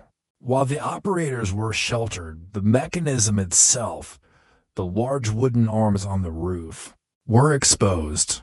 Ropes could become waterlogged and heavy, potentially stretching or shrinking unpredictably. Remember the quirky tidbit about rope tension. Wooden components, constantly soaked and then dried, were more prone to warping, sticking, or rotting over time. Thunderstorms were even worse, adding the genuine risk of lightning strikes to the already considerable list of weather-related woes. A direct hit could easily damage the tower structure or the mechanism, putting the station out of action entirely until repairs could be made. You wouldn't want to be clinging to the metal control levers. During a particularly violent electrical storm, signal received, ZZZT, ow. Snowfall could be equally disruptive, blanketing the landscape and potentially obscuring the dark Semaphore arms. Against a white background, especially during heavy flurries, accumulations of snow and ice on the mechanism itself could impede its movement or throw it out of balance. And, of course, severe cold could make the operators' lives thoroughly miserable, even with a stove, affecting their concentration and dexterity. Trying to accurately manipulate Semaphore controls with numb fingers while shivering uncontrollably doesn't exactly promote peak operational efficiency. So, what did operators do when the weather closed in? Mostly, they waited and logged the outage. Official procedures dictated that periods of non-visibility be meticulously recorded. Special codes existed within the Semaphore system specifically for weather-related issues. An operator might transmit a signal like visibility 0 or line interrupted due to fog, just before the connection was completely lost, or as soon as it was re-established, allowing headquarters to understand the reason for the delay. There's a quirky, perhaps slightly desperate, procedure sometimes mentioned in conditions of intermittent visibility, say, fog that occasionally thinned for brief moments. Operators might attempt to send only the most crucial parts of a message, perhaps using prearranged emergency codes. During those fleeting windows of clarity, imagine the tension. A brief gap appears in the mist, revealing Tower 6. Quick, send the attack imminent signal. Hold it. Hold it. Okay. Fog's closing in again. Did they see it? Did they acknowledge? You have no idea until the next unpredictable clearing. It turns vital communication into a high-stakes game of meteorological peekaboo. Some sources also mention limited experiments with night operation, using lanterns mounted on the Semaphore arms. However, this proved largely impractical for the complex CHAP system. While simple signals might be distinguishable, accurately discerning the multiple positions of the regulator and to indicator arms using distant, flickering points of light, especially in hazy or moonless conditions, was incredibly difficult and error-prone. Night transmissions, if used at all, were likely restricted to very basic, pre-agreed signals over short, familiar distances, rather than routine message traffic. The system remained overwhelmingly reliant on the clear light of day. The unreliability introduced by weather is a subject of some discussion among historians. Just how much operational downtime did fog, rain, and snow actually cause? Estimates vary depending on the region and the specific year's weather patterns, but it's generally accepted that major lines, especially those crossing mountainous or coastal areas prone to bad weather, could be out of service for a significant percentage of the time, perhaps 10 to 20% or even more. During winter months, the key question is how military commanders and government officials factored this inherent unreliability into their planning. Did Napoleon, expecting crucial updates from the front via Semaphore, always send a duplicate message via the slower but more weatherproof dispatch rider, just in case? Or did the potential speed of the Semaphore sometimes lure commanders into relying on it exclusively, only to be caught short when a crucial message was unexpectedly delayed by a stubborn patch of fog? Evidence suggests a pragmatic approach likely prevailed. Use the Semaphore when available for its speed, but maintain the traditional dispatch rider system as a necessary, albeit slow, backup for critical communications. You couldn't afford to put all your strategic eggs into one weather-dependent basket. Think about the implications. An enemy general, knowing the Semaphore line was likely down due to prevailing bad weather, might see a window of opportunity to launch a surprise attack, or maneuver troops undetected by Paris for a crucial day or two. Weather forecasting was rudimentary at best, so predicting these outages with precision was impossible. It added yet another layer of uncertainty, another fog of war, that commanders had to navigate. The Semaphore was a powerful tool, yes, but a temperamental one, utterly subservient to the whims of the elements.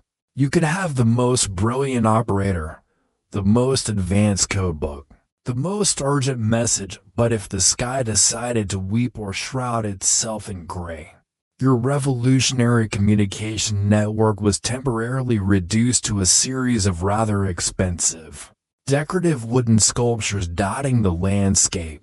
The silence imposed by fog could be just as profound, and potentially just as strategically significant, as the silence imposed by distance had been before Chap's invention came along. The gentle drumming of rain on the tower roof wasn't just a soothing sound. It was the sound of information held captive, waiting patiently, or perhaps impatiently, for the clouds to part. So, the weather clears up, the sun breaks through, visibility is perfect, and the semaphore arms start dancing again. Messages are flowing, operators are diligently relaying signals. Everything should be working like clockwork. Right. Well, not always. Even under the best atmospheric conditions, the very nature of the system, human observation, manual replication, transmission across multiple intermediate stations meant that errors were not just possible, but practically inevitable. Sometimes, these mistakes were minor typos, easily corrected. Other times, they could cascade down the line, transforming vital military intelligence into something utterly nonsensical, or worse, dangerously misleading. Welcome to the world of garbled gibberish by Semaphore. Imagine you're the receiving clerk back at the Ministry of War in Paris. A sequence of code numbers arrives from the end of the Strasbourg line, relayed meticulously tower by tower. You pull out your trusty codebook, edition 5 the latest, hopefully, and start translating. The sequence begins. 112, 47, 819 so far. So good. Reinforcements requested Strasbourg, then comes the next number. 236. You look it up. Code 236 means pickled herrings? Okay. Maybe a supply request. The next number is 601 situation, followed by 99 critical. So the message reads, reinforcements requested Strasbourg pickled herrings situation critical. That doesn't sound quite right. Somewhere along the 300-mile chain of waving arms, someone has made a mistake. Perhaps an operator back at Tower 7 misread a signal in the afternoon glare, mistaking the code for supply to 135 for the adjacent code for pickled herrings to 136. A single, tiny error in judging the angle of an indicator arm, maybe only off by a few degrees, has introduced a rather fishy element into a serious military request. This kind of error, the misinterpretation of a single symbol, was probably the most common type, given that operators were often observing signals from miles away through telescopes that, while good for the era, weren't perfect, and sometimes dealing with hazy conditions, glare, or simple fatigue. It's remarkable the system worked as well as it did, distinguishing between, say, position 3 arm angled slightly upwards and position 4 arm angled slightly more upwards. On a distant, potentially shimmering silhouette required sharp eyes and unwavering concentration. A momentary lapse, a slight misjudgment, and attack could become retreat, or ammunition low could become send more wine, though one suspects the latter error might have been occasionally forgiven or even encouraged, depending on the recipient.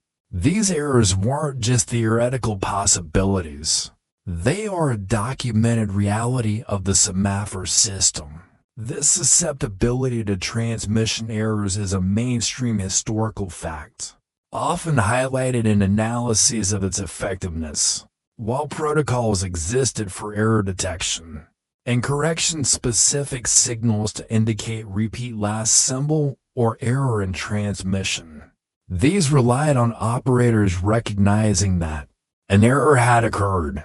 If Tower 7 misread to 135 as to 136 and confidently transmitted to 136 onwards, Tower 8 would likely just relay to 136 without question. The error would then propagate all the way to the destination, leaving the poor decoding clerk in Paris, scratching his head about the strategic significance of pickled herrings in Alsace. It gets even more interesting when multiple errors creep in, or when attempts to correct errors introduce new ones. Imagine Tower 4 sends error, repeat last symbol. Tower 3, perhaps flustered, resends the symbol before the one they meant to repeat. Now the sequence is jumbled. Or imagine two adjacent towers simultaneously requesting clarification from the tower between them. Whose request gets priority? You can see how quickly a seemingly straightforward transmission could descend into coded confusion. There's a quirky aspect related to these errors, the potential for operator autocorrect, which was strictly against procedure but probably happened occasionally.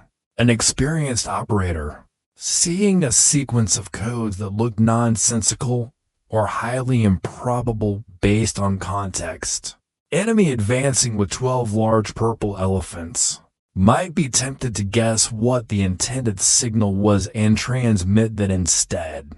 For example, if the pickled herrings code to 136 came immediately after supply situation to 135, 601, a particularly astute or reckless operator might think, he must have meant critical 99, not herrings. I'll send 99. This could, potentially, fix the error silently. However, it could also introduce a completely new, unforeseen error if the original pickled herrings message, however bizarre, was actually correct, perhaps a coded reference to a specific naval supply convoy.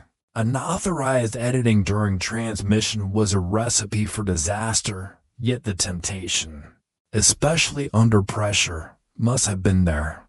It highlights the constant tension between rigid protocol and human interpretation. Sometimes, the garbled messages produced could be unintentionally humorous, at least in hindsight, though likely infuriating at the time. Accounts exist, some possibly embellished over time, of messages arriving with bizarre juxtapositions or completely nonsensical instructions due to accumulated errors. Imagine receiving an order that, after decoding, reads, "Marshal Soul to wear blue socks and advance cautiously on Vienna via the moon." While perhaps an exaggeration, it captures the potential for cumulative semantic drift. As tiny errors compounded over hundreds of miles, one hopes Marshal Soul had enough common sense or enough disdain for nonsensical orders not to requisition space boots. Dealing with suspected errors at the receiving end required careful judgment. The decoding clerk in our pickled herrings example would likely flag the message as suspect. They might consult previous dispatches from Strasbourg to see if there was any context. For herring-related emergencies, they might check if code 236 had recently changed meaning and a codebook update they hadn't properly noted. More likely, they would request a complete retransmission of the original message via the Semaphore line, initiating a slow process of sending a request back up the line to Strasbourg, please. Repeat entire message concerning reinforcements, paying particular attention to preserved fish. This, of course, negated much of the speed advantage the Semaphore offered in the first place. The alternative was to try and infer the correct meaning, perhaps guessing that pickled herrings was indeed a mistake for critical supplies, or some other plausible term. This involved risk. Guessing wrong could be worse than having no information at all. Historians still debate the overall frequency and impact of these transmission errors. Were they a constant, nagging problem that significantly undermined the system's reliability? Or were they relatively infrequent annoyances, mostly caught and corrected by diligent operators and clerks? The answer likely lies somewhere in between.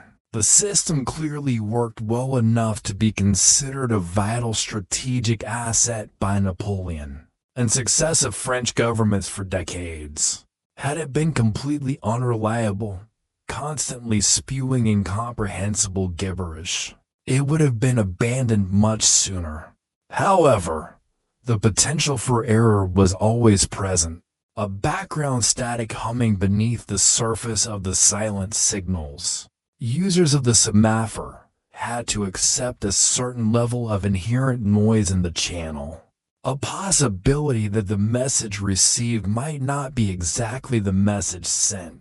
This inherent fallibility contrasts sharply with the expectations we have of modern digital communication, where error checking and correction are built into the protocols at a fundamental level, making undetected transmission errors extraordinarily rare. The Napoleonic Semaphore operated in an analog world, relying on human eyes, human hands, and the clarity of the air itself. Each stage offered a small window for imperfection to creep in. The journey of a message wasn't a guaranteed, digitally perfect transfer. It was more like whispering a secret down a long line of people. The chances of it arriving at the other end completely intact were good, but never absolute. And sometimes, just sometimes, urgent supplies could mysteriously transmute into pickled herrings, somewhere in the hazy middle distance between transmitting arm and receiving eye. So, you have this network of highly visible towers, diligently sending potentially vital, secret information across the landscape using a complex but ultimately decipherable code. Naturally, this raises a rather obvious question for France's numerous enemies during this turbulent period. How do we spy on this thing? How can we intercept these messages or, at the very least, figure out what all that frantic arm-waving actually means? The efforts to peek at Napoleon's aerial post were surprisingly persistent, though often remarkably low-tech, reflecting the espionage tradecraft of the era. Imagine you are an enemy agent, perhaps British, Austrian, or Prussian, tasked with gathering intelligence from the French Semaphore network. Your first and most obvious challenge is proximity. Unlike tapping a wire or intercepting a radio signal, you can't just sit comfortably miles away in a secret listening post. To have any chance of reading the Semaphore signals, you need direct line of sight to one of the towers, or ideally, two adjacent towers so you can observe signals being sent and received. This means getting relatively close to potentially well-guarded French territory or military installations, a risky proposition in itself. You need a good vantage point, a hidden spot on a nearby hill. Perhaps the attic window of a seemingly innocent farmhouse requiring a sympathetic or bribed local resident, or maybe even disguised as a harmless landscape painter, more interested in capturing the picturesque qualities of the tower than the position of its arms.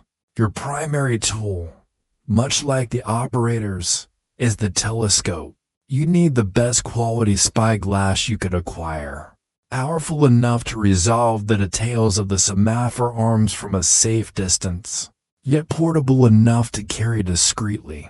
You settle into your concealed observation post, perhaps smelling the damp earth and decaying leaves around you, trying to remain unseen. You train your telescope on the nearest chap tower, and you watch, patiently, 4 hours, maybe days. What are you looking for? Initially, just patterns. You meticulously record the sequences of arm positions you observe. Symbol 1, followed by symbol 7, then symbol 24, then back to symbol 1. You know the time, the duration each signal is held, any apparent acknowledgments. You're essentially trying to capture the raw data stream, the encrypted message itself. This is painstaking, tedious work. You're not just casually glancing. You're trying to accurately sketch or describe each unique configuration of the main regulator and the two indicator arms, given the potential 196 different symbols. This requires intense concentration and a systematic approach. A slight wobble of the hand, a gust of wind shaking your telescope, or a momentary distraction could cause you to misrecord a symbol, potentially rendering your intercepted sequence useless. Now, just having the sequence of symbols e.g. 11 to 47819 to 3560199 isn't enough. It's meaningless without the codebook. This was the system's main layer of security. So, the ultimate prize for any intelligence agency targeting the Semaphore was obtaining a copy of that precious, closely guarded chap codebook. This is where more traditional espionage methods came into play. Bribery, theft, suborning an operator or a clerk with access. You can imagine clandestine meetings in smoky taverns, bags of gold changing hands, whispered promises of defection or safe passage.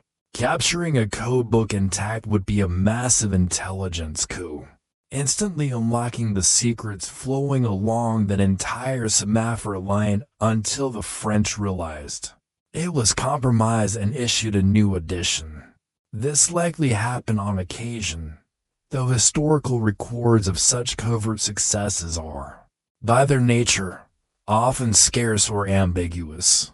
This highlights a mainstream fact about espionage during the period: human intelligence.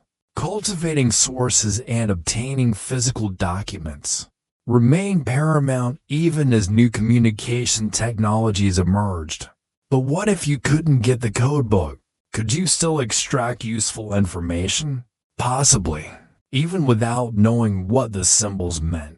Observing the volume and timing of traffic could offer clues. A sudden surge in message activity along the line leading towards the front might indicate an impending offensive or a crisis. A prolonged silence on a usually busy line might suggest a successful enemy disruption, or perhaps a feint. Intelligence analysts could study the patterns, or messages flowing mostly towards Paris, or away from it. Are certain sequences of signals frequently repeated, suggesting common commands or acknowledgments? This kind of traffic analysis, while not yielding specific content, could still provide valuable strategic context. There's a quirky, almost comical, aspect to some of the cruder attempts at interception. Less sophisticated opponents, or perhaps local resistance groups operating on a shoestring budget, might resort to simply trying to disrupt the line physically. This wasn't really espionage, more straightforward sabotage. Cutting ropes, setting fire to a wooden tower difficult if it was stone-based and manned, or even just harassing the operators could temporarily break the chain. There are accounts, particularly during periods of internal French unrest like the Vendée uprising, of rebels targeting Semaphore towers as symbols of central government authority. Imagine operators having to occasionally fend off not just boredom and bad weather, but also potshots from disgruntled royalists hiding in the woods. Is that signal practice, or are they actually shooting at us again, Jean-Pierre? Another, more subtle tactic involved trying to inject false messages into the system. This was extremely difficult without insider knowledge of the operational protocols and codes. However, one could imagine an enemy setting up a counterfeit Semaphore tower within sight of a real one, perhaps using captured equipment or a rough imitation, and attempting to transmit confusing or misleading signals, hoping to disrupt the flow or trick an operator into relaying false information. This would likely be detected quickly due to timing discrepancies or protocol violations. But it demonstrates the kind of cat-and-mouse games that might have been played around the edges of the network. Did foreign powers try to build their own observation towers, specifically to spy on the French system? It's plausible, especially along contested borders. Picture a discreetly constructed observation post, perhaps disguised as a windmill or watchtower, erected just outside French territory, but positioned to overlook a key chaff station, staffed by keen-eyed observers with powerful telescopes. Such a post could systematically log traffic, building up a library of intercepted signals for cryptanalysts back home to pore over, searching for patterns and potential clues to the code. Historians still debate the overall success rate of these enemy efforts to penetrate the chaff system security. While the French were certainly aware of the risks and took precautions guarding towers, updating codes, emphasizing operator loyalty, it seems likely that some level of successful interception and occasional code breaking did occur over the decades the system was in use. No security system is impenetrable, especially one relying on human operators and physical code books. However, the sheer scale of the network, the complexity of the full code, the frequent updates, and the inherent difficulty of long-distance visual observation likely meant that enemy intelligence gathering was often partial, delayed, or reliant on lucky breaks like capturing a codebook rather than systematic, real-time decryption of all traffic. The image of a lone spy huddled against the cold on a windswept hill, squinting through a brass telescope, meticulously sketching the strange angles of distant wooden arms, captures the essence of this low-tech espionage battle. It was a quiet, patient war of observation, fought in parallel with the more overt clashes of armies. The Semaphore towers, designed to project French power and information across the landscape, inadvertently became focal points for the prying eyes of adversaries, forcing a constant vigilance not just against the elements and internal errors, but against the unseen watchers hidden just beyond the horizon, hoping to steal secrets from the silent, waving arms. Alright, we've explored the mechanics, the codes, the woes of weather, the inevitable errors, and the sneaky attempts by enemies to peek at the signals. But let's pull back from the operational minutiae for a moment and consider the bigger picture. Did this elaborate, sometimes temperamental system of waving wooden arms actually make a difference? Did Napoleon's Semaphore lines provide intelligence that genuinely shaped campaigns? Or was it often a case of information arriving, even at its impressive speed, still just a little too late to be truly decisive? The answer, like many things in history, is nuanced, sometimes crucial, often helpful, but rarely instantaneous enough to provide the kind of real-time battlefield awareness we associate with modern military communication. Think back to our initial problem, the agonizingly slow pace of horse-borne dispatches, where news could be weeks out of date upon arrival. The Semaphore definitively shattered the paradigm. Receiving news from Lille or Strasbourg in Paris within a matter of hours, rather than days, was revolutionary. This capability is a key mainstream historical point. The Chap Semaphore provided the French state and military command with an unprecedented speed of strategic communication over long distances. This allowed for much faster reaction times to events on the frontiers or in rebellious provinces. If an unexpected enemy offensive began near the Rhine, Paris could learn about it the same day and potentially begin dispatching reinforcements or issuing new orders much more quickly than their adversaries, who were still relying on riders. Consider Napoleon himself, often managing campaigns across vast swathes of Europe, being able to receive relatively swift updates from different fronts, or send directives back to Paris or to other army groups via the Semaphore network where it existed, was undoubtedly a significant advantage. It allowed for a greater degree of centralized command and control than had ever been possible before. He could, in theory, sit in his headquarters hundreds of miles away and have a much clearer, more up-to-date picture of the overall strategic situation than his opponents.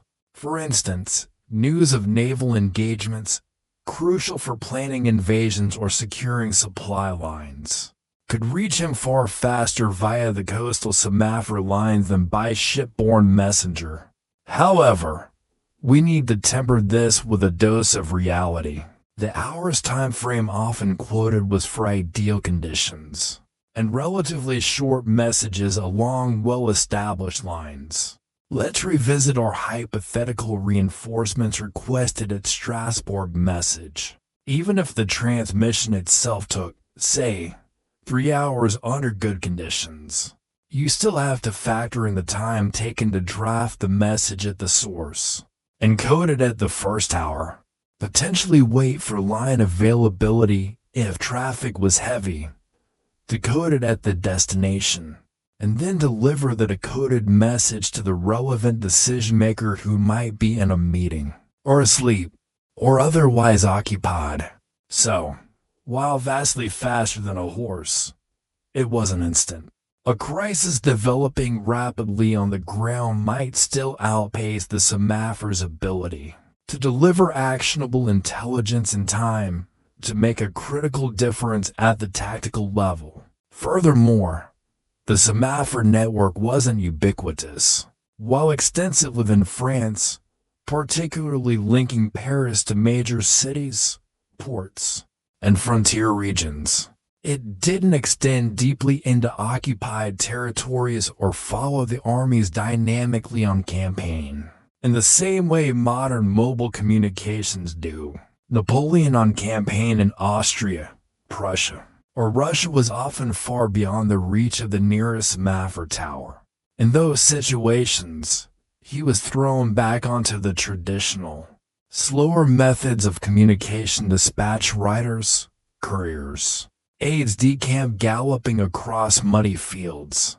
The Semaphore was a powerful tool for connecting the fixed points of the empire, less so for managing the fluid, fast-moving reality of a battlefield far from home. There's a quirky, perhaps apocryphal, anecdote that illustrates this limitation. Some stories claim that news of Napoleon's decisive victory at Austerlitz in December 1805, one of his greatest triumphs achieved far from France, actually reached Paris faster via traditional means, a relay of fast riders carrying the news directly than it could have been transmitted back via the existing Semaphore network, even if it had extended closer to the battle. While potentially exaggerated, it highlights the point that the Semaphore's advantage diminished significantly once armies moved beyond its established infrastructure. It was strategic, not tactical, communication. Did the quality of intelligence improve alongside the speed? Not necessarily. The Semaphore transmitted information faster, but it didn't magically make the information itself more accurate or insightful. The reports being sent were still based on human observation, reconnaissance, and analysis at the source, with all the inherent possibilities for error, bias, or enemy deception. Sending flawed intelligence faster doesn't make it good intelligence. A general mistakenly reporting enemy movements based on poor scouting would simply have his mistaken report land on Napoleon's desk much sooner via Semaphore, potentially prompting a rapid wrong decision. Historians still debate specific instances where Semaphore intelligence might have played a truly decisive role in a battle or campaign outcome. Often, its influence was more subtle, contributing to better overall situational awareness, faster mobilization of resources, or quicker responses to political crises, rather than directly dictating battlefield tactics in real time. For example, the ability to rapidly transmit news of internal unrest or political shifts in Paris back to commanders in the field or vice versa could be crucial for maintaining stability and loyalty within the army. Knowing quickly that your political allies back home were still in charge or had just been overthrown could significantly influence a general's actions. So, the intelligence provided by the Semaphore was undeniably faster than anything before it, offering a significant strategic advantage in terms of reaction time and centralized control. But it was far from the instantaneous, global, all-seeing communication network we know today. It was constrained by geography, limited by weather, susceptible to errors, and ultimately dependent on the quality of the information fed into it at the source. It provided glacial intelligence by modern standards, yet lightning-fast intelligence by the standards of the 18th and early 19th centuries. It was a system operating in that fascinating transitional space between the old world of horsepower and the new world of network communication. You, as Napoleon or one of his marshals, would certainly value the Semaphore intelligence when you could get it, appreciating its speed. But you'd likely still keep those dispatch riders saddled and ready, just in case the fog rolled in, the line went down, or the message got garbled into something about pickled herrings. Arriving critically at the front line, the revolution in communication had begun, but it still had a long, slow journey ahead. The Semaphore towers, those sturdy wooden sentinels, might seem relatively simple structures once built. A bit of timber, some ropes and pulleys. A telescope, how hard could they be to maintain? But the relentless forces of nature, combined with the wear and tear of daily operation, meant that keeping the entire network in good working order was a constant, unglamorous, and surprisingly resource-intensive battle against decay and malfunction. Forget heroic charges. Picture instead the quiet, persistent struggle against wood rot, rusting metal, and fraying ropes.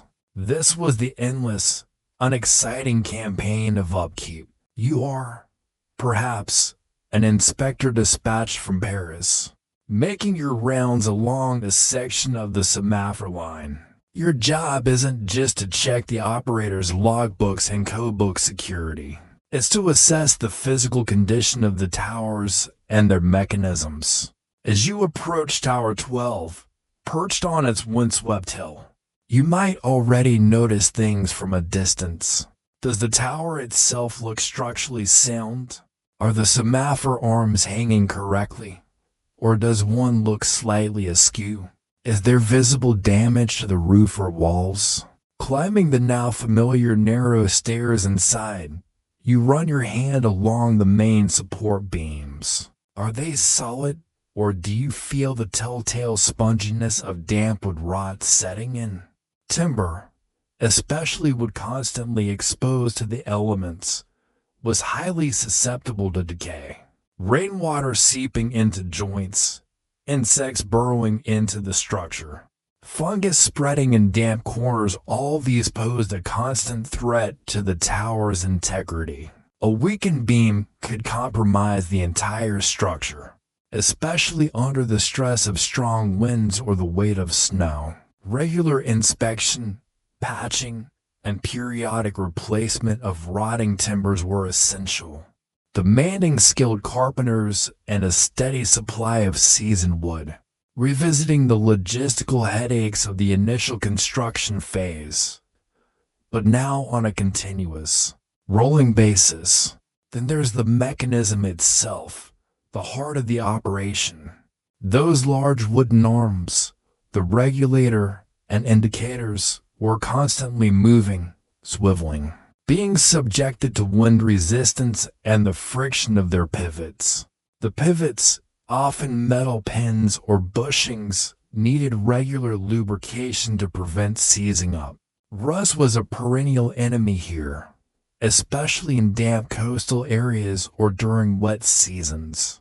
A rusted pivot could make the arm stiff and difficult to move accurately, slowing down transmission and potentially leading to operator errors or even mechanism failure. Imagine the operator straining with all his might on the control lever, only for the indicator arm to remain stubbornly stuck halfway between position 2 and 3. Due to a rusty joint, frustrating for him, and potentially disastrous for the message. Keeping these moving parts clean and well greased was a vital, if messy, part of the maintenance routine. And the ropes, we've already touched on their susceptibility to humidity, causing stretching or shrinking that could throw off the precise positioning of the indicator arms. But ropes also suffered from simple, unavoidable friction and wear, constantly running over pulleys, being pull taut, and exposed to weather. They would gradually fray and weaken. A snapped rope during transmission was a major headache. Not only did it render the Semaphore instantly inoperable, but replacing it, especially if it was a main control rope running up through the tower structure, could be a complex and time-consuming task, potentially requiring partial disassembly of the mechanism. Operators likely kept spare ropes on hand, along with the skills or access to someone with the skills to splice and re-rig the system. This constant attention to the condition of the ropes was crucial. This focus on preventative maintenance is a mainstream historical point regarding the operation of complex mechanical systems before modern materials science. Failure was common, so constant vigilance and repair were built into the operational budget and mindset. Let's not forget the less glamorous components. Pulleys could crack or seize. Counterweights might shift or their attachments weaken. The telescope, the operator's vital eye onto the next tower, needed to be kept clean, properly aligned, and protected from the elements. Even the paint mattered. The standard practice of painting the Semaphore arms black was for maximum visibility against the sky. This paint needed regular renewal, as it would inevitably chip, fade, and peel under sun, wind, and rain, reducing the clarity of the signal silhouette from a distance. Repainting those large arms, high up on the tower roof, was likely a precarious and unpopular task. There's a quirky tidbit related to maintenance, dealing with birds. Towers, being tall structures often in isolated locations, were attractive nesting sites. Pigeons, crows, or other local avian residents might decide that the sheltered nooks within the Semaphore mechanism or the tower eaves were ideal real estate. While perhaps charming initially, bird nests could interfere with moving parts and their droppings.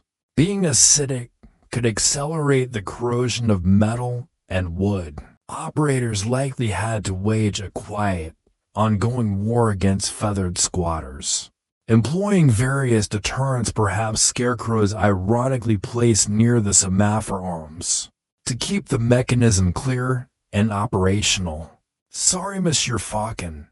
This pivot point is reserved for vital state communications, not your nursery. Who performed all this maintenance? Sometimes the operators themselves handled minor tasks, oiling pivots, adjusting rope tension, maybe patching small leaks. However, more significant repairs required specialized artisans, carpenters for structural work, blacksmiths or metal workers for repairing pivots and fittings, possibly riggers for complex rope replacements. This meant that maintaining the line required not just the operators, but also a support network of skilled tradespeople, either employed directly by the Semaphore administration or contracted locally. Keeping this network available and responsive, especially in more remote areas, was another layer of logistical complexity. Historians sometimes examine the budgets allocated for Semaphore maintenance to gauge the perceived importance of the system and the practical challenges of keeping it running. Were funds consistently available, or did maintenance suffer during periods of financial strain, leading to deteriorating reliability? It's likely that, as with any large infrastructure project, funding fluctuated, and periods of neglect could lead to a backlog of repairs and reduced operational efficiency. The quiet, ongoing cost of fighting entropy of replacing worn ropes, patching rotten wood, and chipping away rust was substantial, a hidden tax on the speed the Semaphore offered. So, while we often focus on the dramatic potential of the messages being sent, spare a thought for the endless, unexciting background hum of maintenance that kept the arms waving. It was a constant battle against the mundane forces of decay, a testament to the fact that even revolutionary technology requires persistent, often tedious, human effort to keep it functioning day after day, year after year. The Semaphore Tower wasn't just a communication device.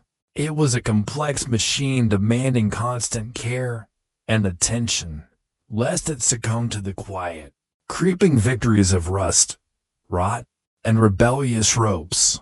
The smooth relay of a signal wasn't just due to a skilled operator, but also to the unseen efforts of those who kept the physical structure sound and the mechanism turning freely. The success and undeniable strategic advantage offered by the Chap Semaphore system in France did not go unnoticed by other nations, particularly those frequently finding themselves on the opposing side of Napoleon's ambitions. Seeing the speed with which French orders and intelligence zipped across the landscape must have been deeply concerning and, frankly, a little galling. Naturally, this led to a wave of imitation, as other countries scrambled to develop and deploy their own versions of the optical telegraph. However, these copycat contraptions often face their own unique challenges, ranging from design flaws to bureaucratic inertia, and rarely achieve the same scale or efficiency as the original French network. Great Britain, perhaps France's most persistent rival during this era, was one of the first to seriously pursue its own optical telegraph. Faced with the constant threat of a French invasion across the Channel, the British Admiralty recognized the urgent need for rapid communication between London and the key naval ports along the south coast, like Portsmouth and Plymouth. Their solution, developed primarily by George Murray and later refined by Popham Holmriggs, was conceptually similar to Chap's but differed significantly in its mechanical design. Instead of articulated arms, the initial British Admiralty system operational from the mid-1790s used a series of large, Shutters housed within a frame, which could be opened or closed in various combinations to represent letters or codes. Picture a giant tic-tac-toe board, where each square could be either open light or closed dark. This shutter telegraph, while effective, had its own drawbacks. It was arguably less visible over extreme distances compared to the distinct angular silhouettes of the chap arms, and some sources suggest the mechanism was potentially more prone to jamming, especially in icy conditions. Later, the British developed a Semaphore system more closely resembling chaps, with two large, rotating arms mounted on a single mast. This version, often called the Popham Semaphore, became widely adopted by the Royal Navy for ship-to-ship and ship-to-shore communication, supplementing and eventually replacing flag signals for more complex messages. You can imagine Nelson's fleet using these wooden arms to coordinate movements or relay intelligence across the waves, a maritime counterpart to the land-based French lines. This widespread adoption by the Royal Navy is a mainstream historical fact, demonstrating the perceived value of Semaphore technology beyond just terrestrial applications. Other European powers also jumped on the bandwagon, albeit with varying degrees of enthusiasm and success. Sweden developed its own shutter telegraph system in the 1790s, connecting Stockholm with coastal fortresses. Prussia, after initially lagging, experimented with several designs, eventually adopting a system based on the chap model but often struggling with funding and the sheer scale required to cover its territories effectively. Austria and Russia also explored optical telegraphy, but their networks tended to be more limited in scope or plagued by inconsistent operation. Compared to the French system, building and maintaining such extensive infrastructure required significant state investment and centralized organization, something not all nations were willing or able to commit to the same degree as revolutionary and Napoleonic France. There's a quirky tidbit often mentioned regarding these competing systems: the lack of standardization. While the basic principle was similar, the specific designs, codes, and operational protocols varied significantly from country to country. A British shutter telegraph operator wouldn't be able to read a French chap signal, and vice versa. This meant that captured equipment was often of limited immediate use, without also capturing the corresponding codebooks and operating manuals. It also highlights the nationalistic aspect of technological development during this period. Each country preferred its own superior design, hindering potential international communication links even between allies. Imagine two allied generals wanting to coordinate via Semaphore, only to find their respective national systems were completely incompatible. Like trying to connect an iPhone charger to an antique toaster. Back to the dispatch writers they go. Why did some of these other national systems struggle to match the French success? Several factors might have been at play. Firstly, the Chap brothers had a crucial head start, refining their design and operational procedures through years of experimentation before achieving large-scale government backing. Secondly, the specific geographical and strategic needs of France at large. Relatively contiguous landmass would define frontiers and a highly centralized government, or perhaps uniquely suited to benefit from a comprehensive land-based Semaphore network radiating from the capital. Island nations like Britain focus more heavily on coastal defense and naval communication, while sprawling empires like Russia faced immense challenges in covering vast, sparsely populated distances. Bureaucratic hurdles and funding limitations also played a significant role. In some countries, proposals for optical telegraphs became bogged down in committee debates. Rivalries between different government departments, Army versus Navy, for instance, or simple lack of political will to allocate the necessary resources. Building hundreds of towers, training operators, printing code books, and establishing a maintenance infrastructure was a massive undertaking. Without the same sense of revolutionary urgency or Napoleonic drive that propelled the French system forward, progress elsewhere could be slow and halting.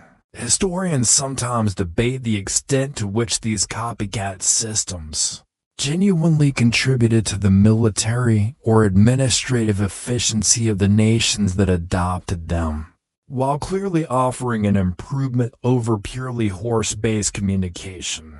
Did the often more limited scale or less optimized designs of non-French systems provide a comparable strategic advantage? Or were they sometimes more symbolic, a way for nations to demonstrate they were keeping pace technologically, without fully integrating the system into their command structures? The British Admiralty lines certainly proved their worth for naval coordination, but the impact of some of the continental systems seems less clear-cut. It's likely the effectiveness varied greatly depending on the specific network, its reliability, and how well it was utilized by the authorities. So, while France led the way with the Semaphore, the idea quickly spread, spawning a fascinating array of competing designs and national networks across Europe. And even beyond, systems were eventually built in places like Egypt and India, often based on European models.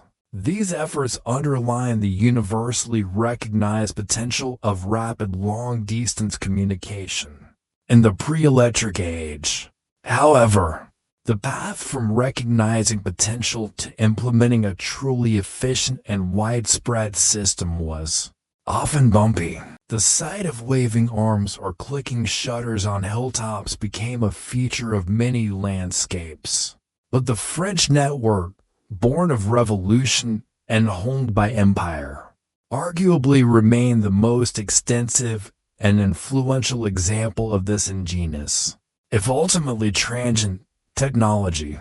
The race to copy chat produced many contenders, but few managed to replicate the sheer scale and operational tempo of the original.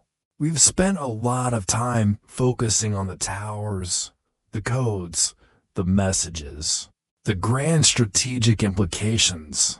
But let's zoom back and once more to the human element, specifically to those solitary figures spending their days and sometimes nights inside the towers, the stationaries.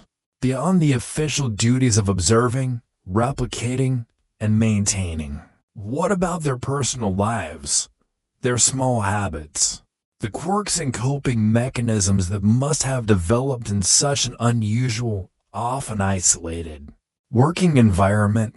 Life wasn't just about semaphore signals.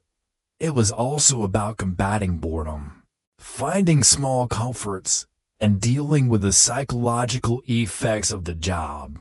Imagine the sheer monotony that could set in, especially on less busy lines or during periods of inactivity. Hours might pass with no messages to relay, just the endless duty of watching the neighboring tower through the telescope, waiting for a sign of life. How did operators fill these empty stretches? Reading was a common pastime, assuming they had access to books or newspapers, which wasn't always guaranteed in remote locations. Perhaps they practiced calligraphy, wrote letters to be sent by slow, conventional post, ironically, or kept journals detailing the weather, passing wildlife, or notable local events like Farmer Du Bois's prize-winning pig escaping again. Card games, like piquet or simple games of solitaire, were likely popular, especially if the operators shared a station. Chess or drafts checkers might also have helped pass the time. The quiet clack of wooden pieces on a board echoing in the small room. Simple handicrafts provided another outlet, carving small wooden figures or utensils. Mending clothes a practical necessity, knitting, or perhaps even sketching the panoramic view from their lofty perch. Anything to keep the hands busy and the mind occupied during the long, silent waits. The isolation, as we've touched upon, could be profound. While some operators might have been taciturn types who preferred solitude, others surely crave social interaction. This could lead to peculiar habits. An operator might develop one-sided conversations with the telescope, the stove, or even the Semaphore mechanism itself. "Come on, Betsy," he might mutter to the stubborn left indicator arm. "Just move to position 5 for me. There's a good girl."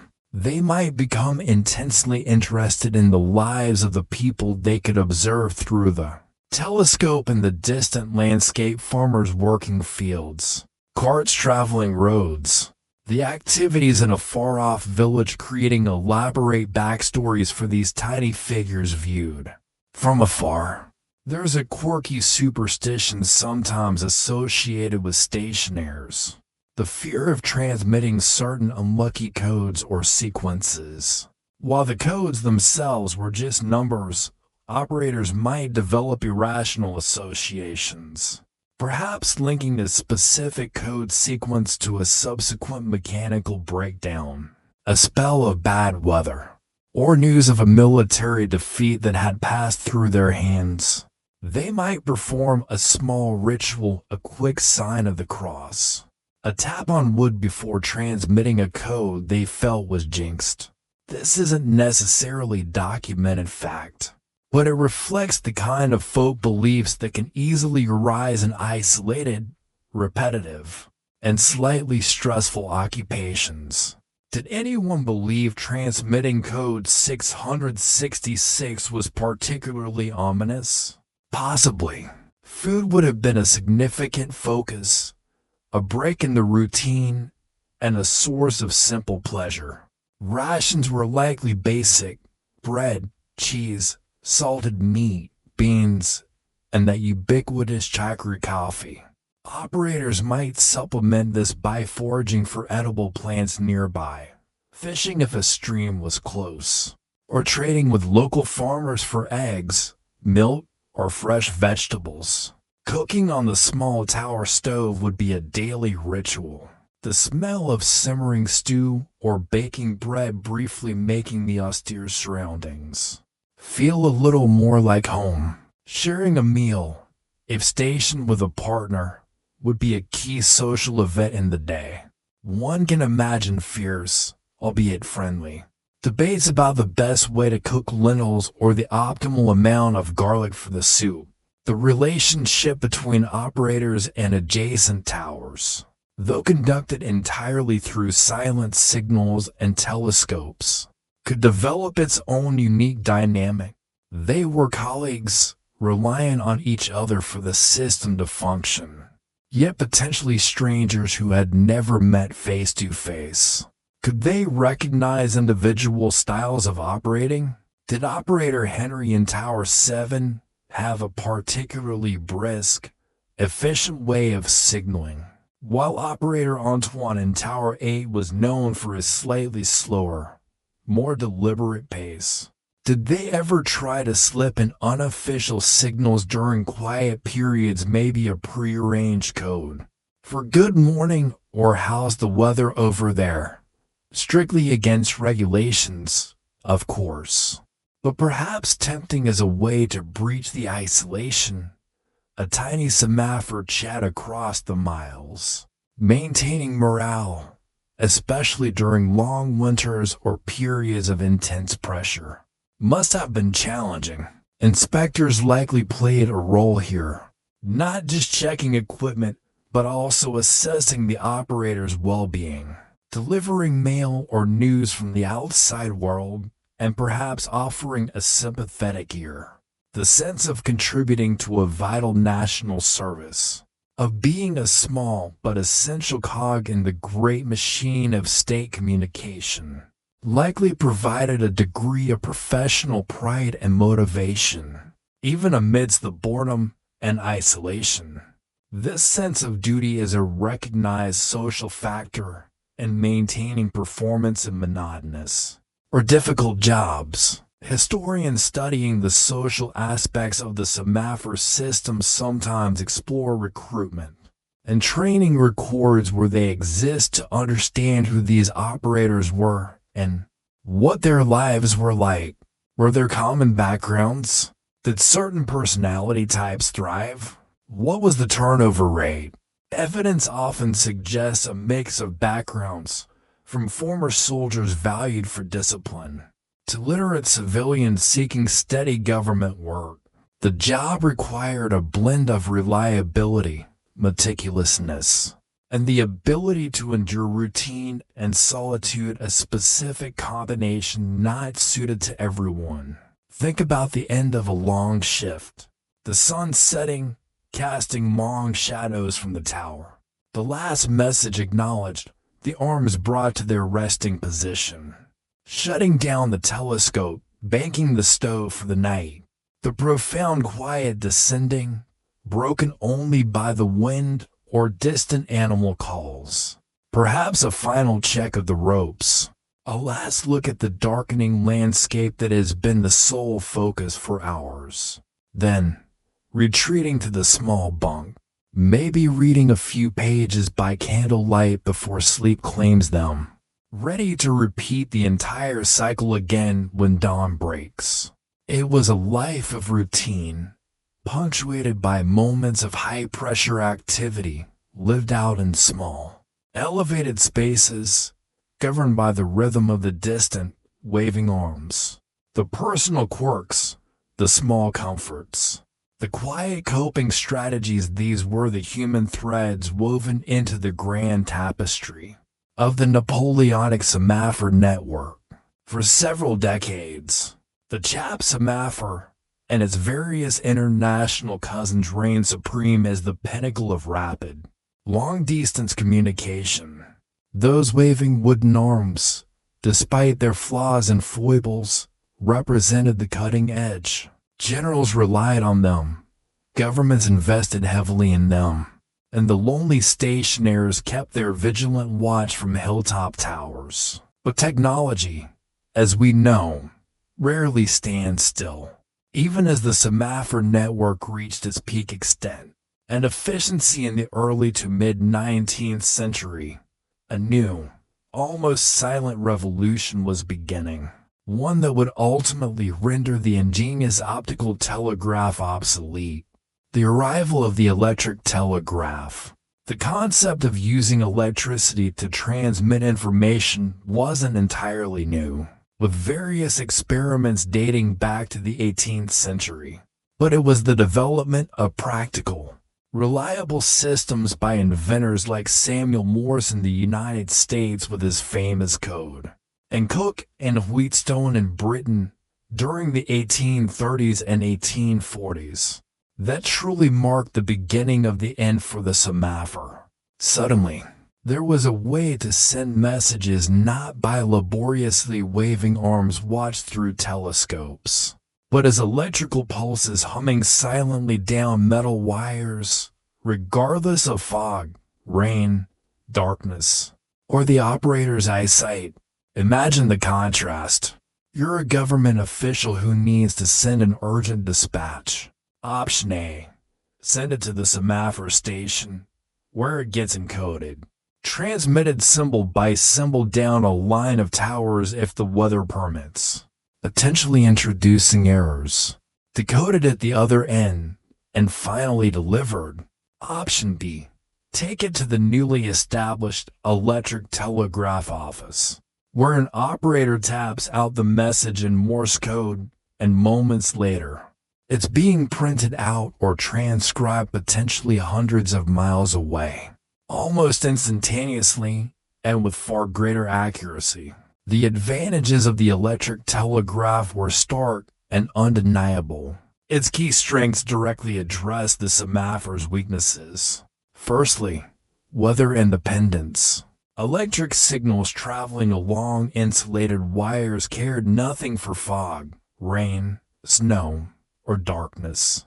Communication could continue 24/7 in virtually any conditions short of a catastrophic storm physically bringing down the wires or poles. This reliability was a game changer. Secondly, speed and efficiency. While Semaphore could be fast under ideal conditions, the electric telegraph was consistently faster, especially for longer messages, as it didn't rely on manual replication at multiple intermediate stations. Once the infrastructure was in place, sending a message across hundreds of miles could take mere minutes. Thirdly, potential for automation. While early telegraphy still required skilled human operators, the process was inherently simpler and less prone to the observational errors that plagued the optical Semaphore. Furthermore, the development of printing telegraphs automated the receiving process, reducing decoding errors. This impending obsolescence of the Semaphore due to the electric telegraph is, of course, a major mainstream historical turning point in communication technology. The transition wasn't instantaneous. The electric telegraph required its own massive infrastructure investment, miles upon miles of wires, strung on poles across the countryside, repeater stations, the establishment of central telegraph offices, and the training of a whole new workforce of operators skilled in Morse code or other electrical systems. Initially, the electric telegraph lines often supplemented rather than immediately replaced the Semaphore. In France, for example, the government continued to operate and even cautiously expand the CHAP network into the 1840s. Even as the first experimental electric lines were being constructed, often along railway routes, there was likely a period of overlap where the two systems coexisted, perhaps with officials hedging their bets or using whichever system was most convenient or deemed more secure for a particular message. There's a quirky, slightly ironic aspect to this transition. The very towers built for the optical Semaphore sometimes found a second life, albeit briefly, in the age of electricity. Their prominent hilltop locations, already established as communication nodes, occasionally made them convenient anchor points or observation posts for stringing the early electric telegraph wires. So, a structure designed for line-of-sight communication might have ended up physically supporting the very wires that were making it obsolete. A final, fleeting moment of relevance before fading into history. Why didn't the Semaphore system simply adapt by, say, adding electric lights for night operation? As mentioned earlier, experiments with lanterns proved largely impractical for the complex signaling of the CHAP system. Retrofitting the existing towers with reliable electrical systems and the complex controls needed would likely have been almost as expensive as building a new electric telegraph line from scratch, without offering the same level of all-weather reliability or speed. The fundamental limitation was the reliance on visual observation over distance, and electricity offered a way to bypass that entirely. The decline of the Semaphore was gradual but inexorable, as the network of electric telegraph wires spread across France, Britain, Prussia, and beyond through the 1840s and 1850s. The justification for maintaining the expensive, labor-intensive, and weather-dependent optical systems diminished rapidly. Governments began decommissioning Semaphore lines, pensioning off the operators, and dismantling the towers or letting them fall into disrepair. The last operational chap lines in France were shut down in the early 1850s, barely 60 years after the first line from Paris to Lille had triumphantly proven the concept. Sweden kept its optical system running in some coastal areas until the 1880s. But by then, it was a historical curiosity rather than a vital piece of national infrastructure. Historians examining this technological transition often note the speed with which the electric telegraph was adopted, particularly for commercial and public use alongside government and military applications.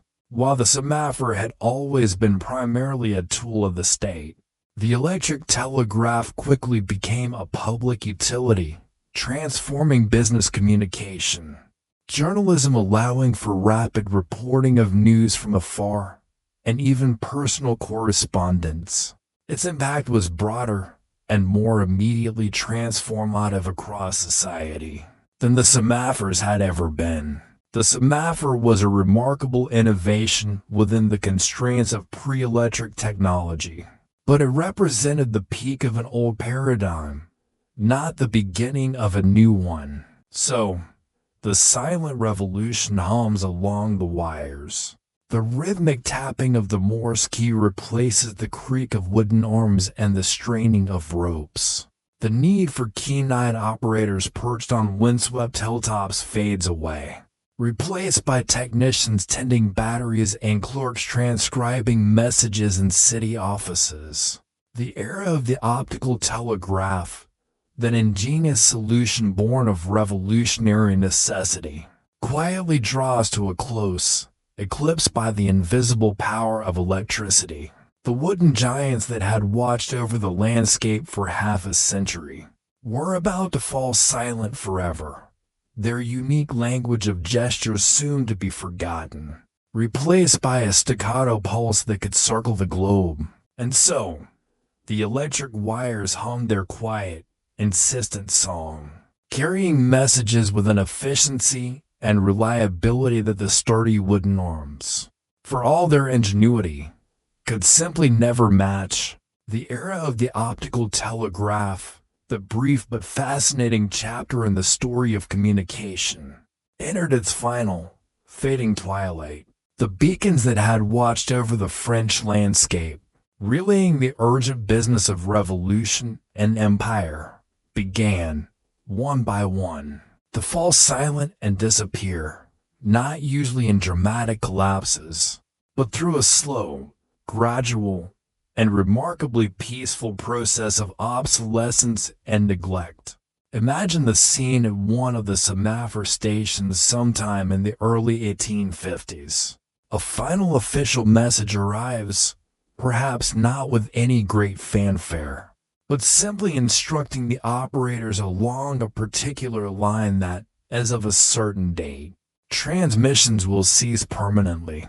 The order itself might have arrived via the very semaphore it was shutting down, or perhaps, more prosaically, via the newer electric telegraph or even traditional post. There's a quiet finality to it. The operators relay the last few official dispatches, perhaps regular administrative traffic, knowing that each carefully replicated signal is bringing them closer to the end of their unique occupation. What was the very last message sent over the CHAP network? It's hard to say definitively, lost perhaps in the administrative records. Maybe it was something profoundly mundane, a final weather report, a confirmation of receipt for the closure order itself, or perhaps, just perhaps, an operator somewhere along the line, feeling a sense of occasion, slipped in an unofficial, sentimental sign-off. A silent adieu waved across the miles to colleagues they likely never met, before bringing the arms to rest for the last time. We can only speculate. The official closure of the main French network is generally dated around 1853. a mainstream historical fact marking the definitive end of its large-scale operation. Though as noted, some coastal or specialized lines in other countries lingered a little longer. Then comes the silence. The operator hangs up his telescope, perhaps giving it a final polish. He meticulously logs the final transmission, closes the codebook, now just a historical artifact, and takes the small operating room that has been the center of his working life. The rhythmic duty of watching, replicating, waiting, the routine that has governed his days, possibly for years, is over. Outside, the wind might still whistle around the tower. The view from the window remains the same, but the purpose of the structure, its connection to the wider world, has been severed. The tower is no longer a vital node in a national network. It's just a building on a hill. What became of the stationaries themselves? Their specialized skills, sharp eyes, steady hands on the Semaphore controls, mastery of the complex codes were suddenly redundant. Most were likely civil servants of modest rank. Some may have received small pensions, recognition for their years of service. Others might have transitioned to roles within the burgeoning electric telegraph service, though the required skills were quite different: Morse code proficiency versus telescope observation. Many probably just faded back into civilian life, perhaps returning to previous trades or finding new employment. Their time spent in the lonely towers becoming a curious anecdote to share, a memory of a unique profession that vanished almost overnight. One can picture an old man, decades later, pointing to a crumbling ruin on a distant hill and telling his grandchildren, "I used to work up there, you know," talking with wooden arms, clear across the country. And the towers? Their fates were varied. Some, particularly those in strategic locations or near towns, might have been dismantled relatively quickly, their valuable timber and stone repurposed for other buildings, fences, or even firewood. The intricate Semaphore mechanisms themselves, marvels of engineering in their day, were likely scrapped for metal or simply left to rot. Others, especially in more remote, inaccessible locations, were simply abandoned to the elements. Imagine visiting one of these abandoned towers years later. The door hangs open on rusted hinges. Inside, the small rooms are empty, dusty, perhaps home to pigeons or owls now, fulfilling that earlier quirky fear of feathered squatters taking over completely. The operating room floor might be littered with fallen plaster and debris. The telescope stand sits empty, the instrument long gone. Outside, the great wooden arms, if they haven't already collapsed under their own weight or been torn down by winds, might hang askew, paint peeling, joints seized, bleached gray by sun and rain. They stand as silent, decaying monuments to a bygone technology, gradually blending back into the landscape they once dominated. Local legends might spring up around these crumbling structures. Ghost stories, perhaps, about the solitary operators still keeping their watch, or tales of hidden treasures supposedly buried beneath them. They become landmarks, points of curiosity, their original purpose fading from living memory, known only to local historians or enthusiasts. Some towers, remarkably, survived either through sheer luck, sturdy construction, or later efforts at preservation. A few have even been restored in modern times, allowing us to glimpse what this network actually looked like, serving as tangible links to this fascinating period of communication history. Historians sometimes debate the efficiency and pace of the decommissioning process. Was it managed effectively, Or did the abandonment of valuable infrastructure represent a degree of wastefulness? Was there a period where the decline of the Semaphore network left temporary gaps in communication before the electric telegraph fully covered the same areas? It's likely the transition varied by region, with some lines shut down swiftly while others lingered, perhaps serving a lingering local need or simply due to bureaucratic inertia. In finalizing the closure, the disappearance of the Semaphore towers marked more than just the end of a technology. It was the end of an era of visible long-distance communication. Before the Semaphore, messages traveled invisibly, carried by hidden messengers. The Semaphore made communication tangible, a physical performance enacted on hilltops across the nation. You could see information traveling, albeit in coded form. The electric telegraph, while vastly superior, pushed communication back into the realm of the invisible, hidden within wires, decipherable only at the endpoints. The landscape lost something, that network of watchful wooden giants, silently conversing across the miles. Their fading from view mirrored the transition to a modern world, increasingly connected by forces unseen. The beacons grew dim, the arms fell still, and the quiet hum of the wires took over, carrying the world into a new age of instant, invisible connection, leaving the lonely towers to slowly, peacefully, crumble back into the earth. And so, our gentle exploration of the Napoleonic Semaphore lines draws to its quiet close. The urgent messages have all been sent, the garbled transmissions hopefully deciphered. The operators retired to well-earned, peaceful obscurity. The wooden arms that once danced against the sky, carrying news of battles, decrees of emperors, and perhaps the occasional request for pickled herrings, have long since fallen still. Think of those towers, standing silent now, perhaps just a few foundation stones remaining on a windswept hill, overgrown with grass and wildflowers. The frantic energy of communication, the anxieties of war and statecraft that flowed through them, have dissipated like morning mist. What remains is the enduring quiet of the landscape itself, the slow turning of seasons across fields where information once leaped visibly from peak to peak. The wind whispers through the ruins, carrying not coded signals, but just the scent of thyme and the distant bleating of sheep. Time, the ultimate messenger, continues its unhurried journey, smoothing the sharp edges of history, leaving behind only echoes and the gentle peace of forgotten endeavors.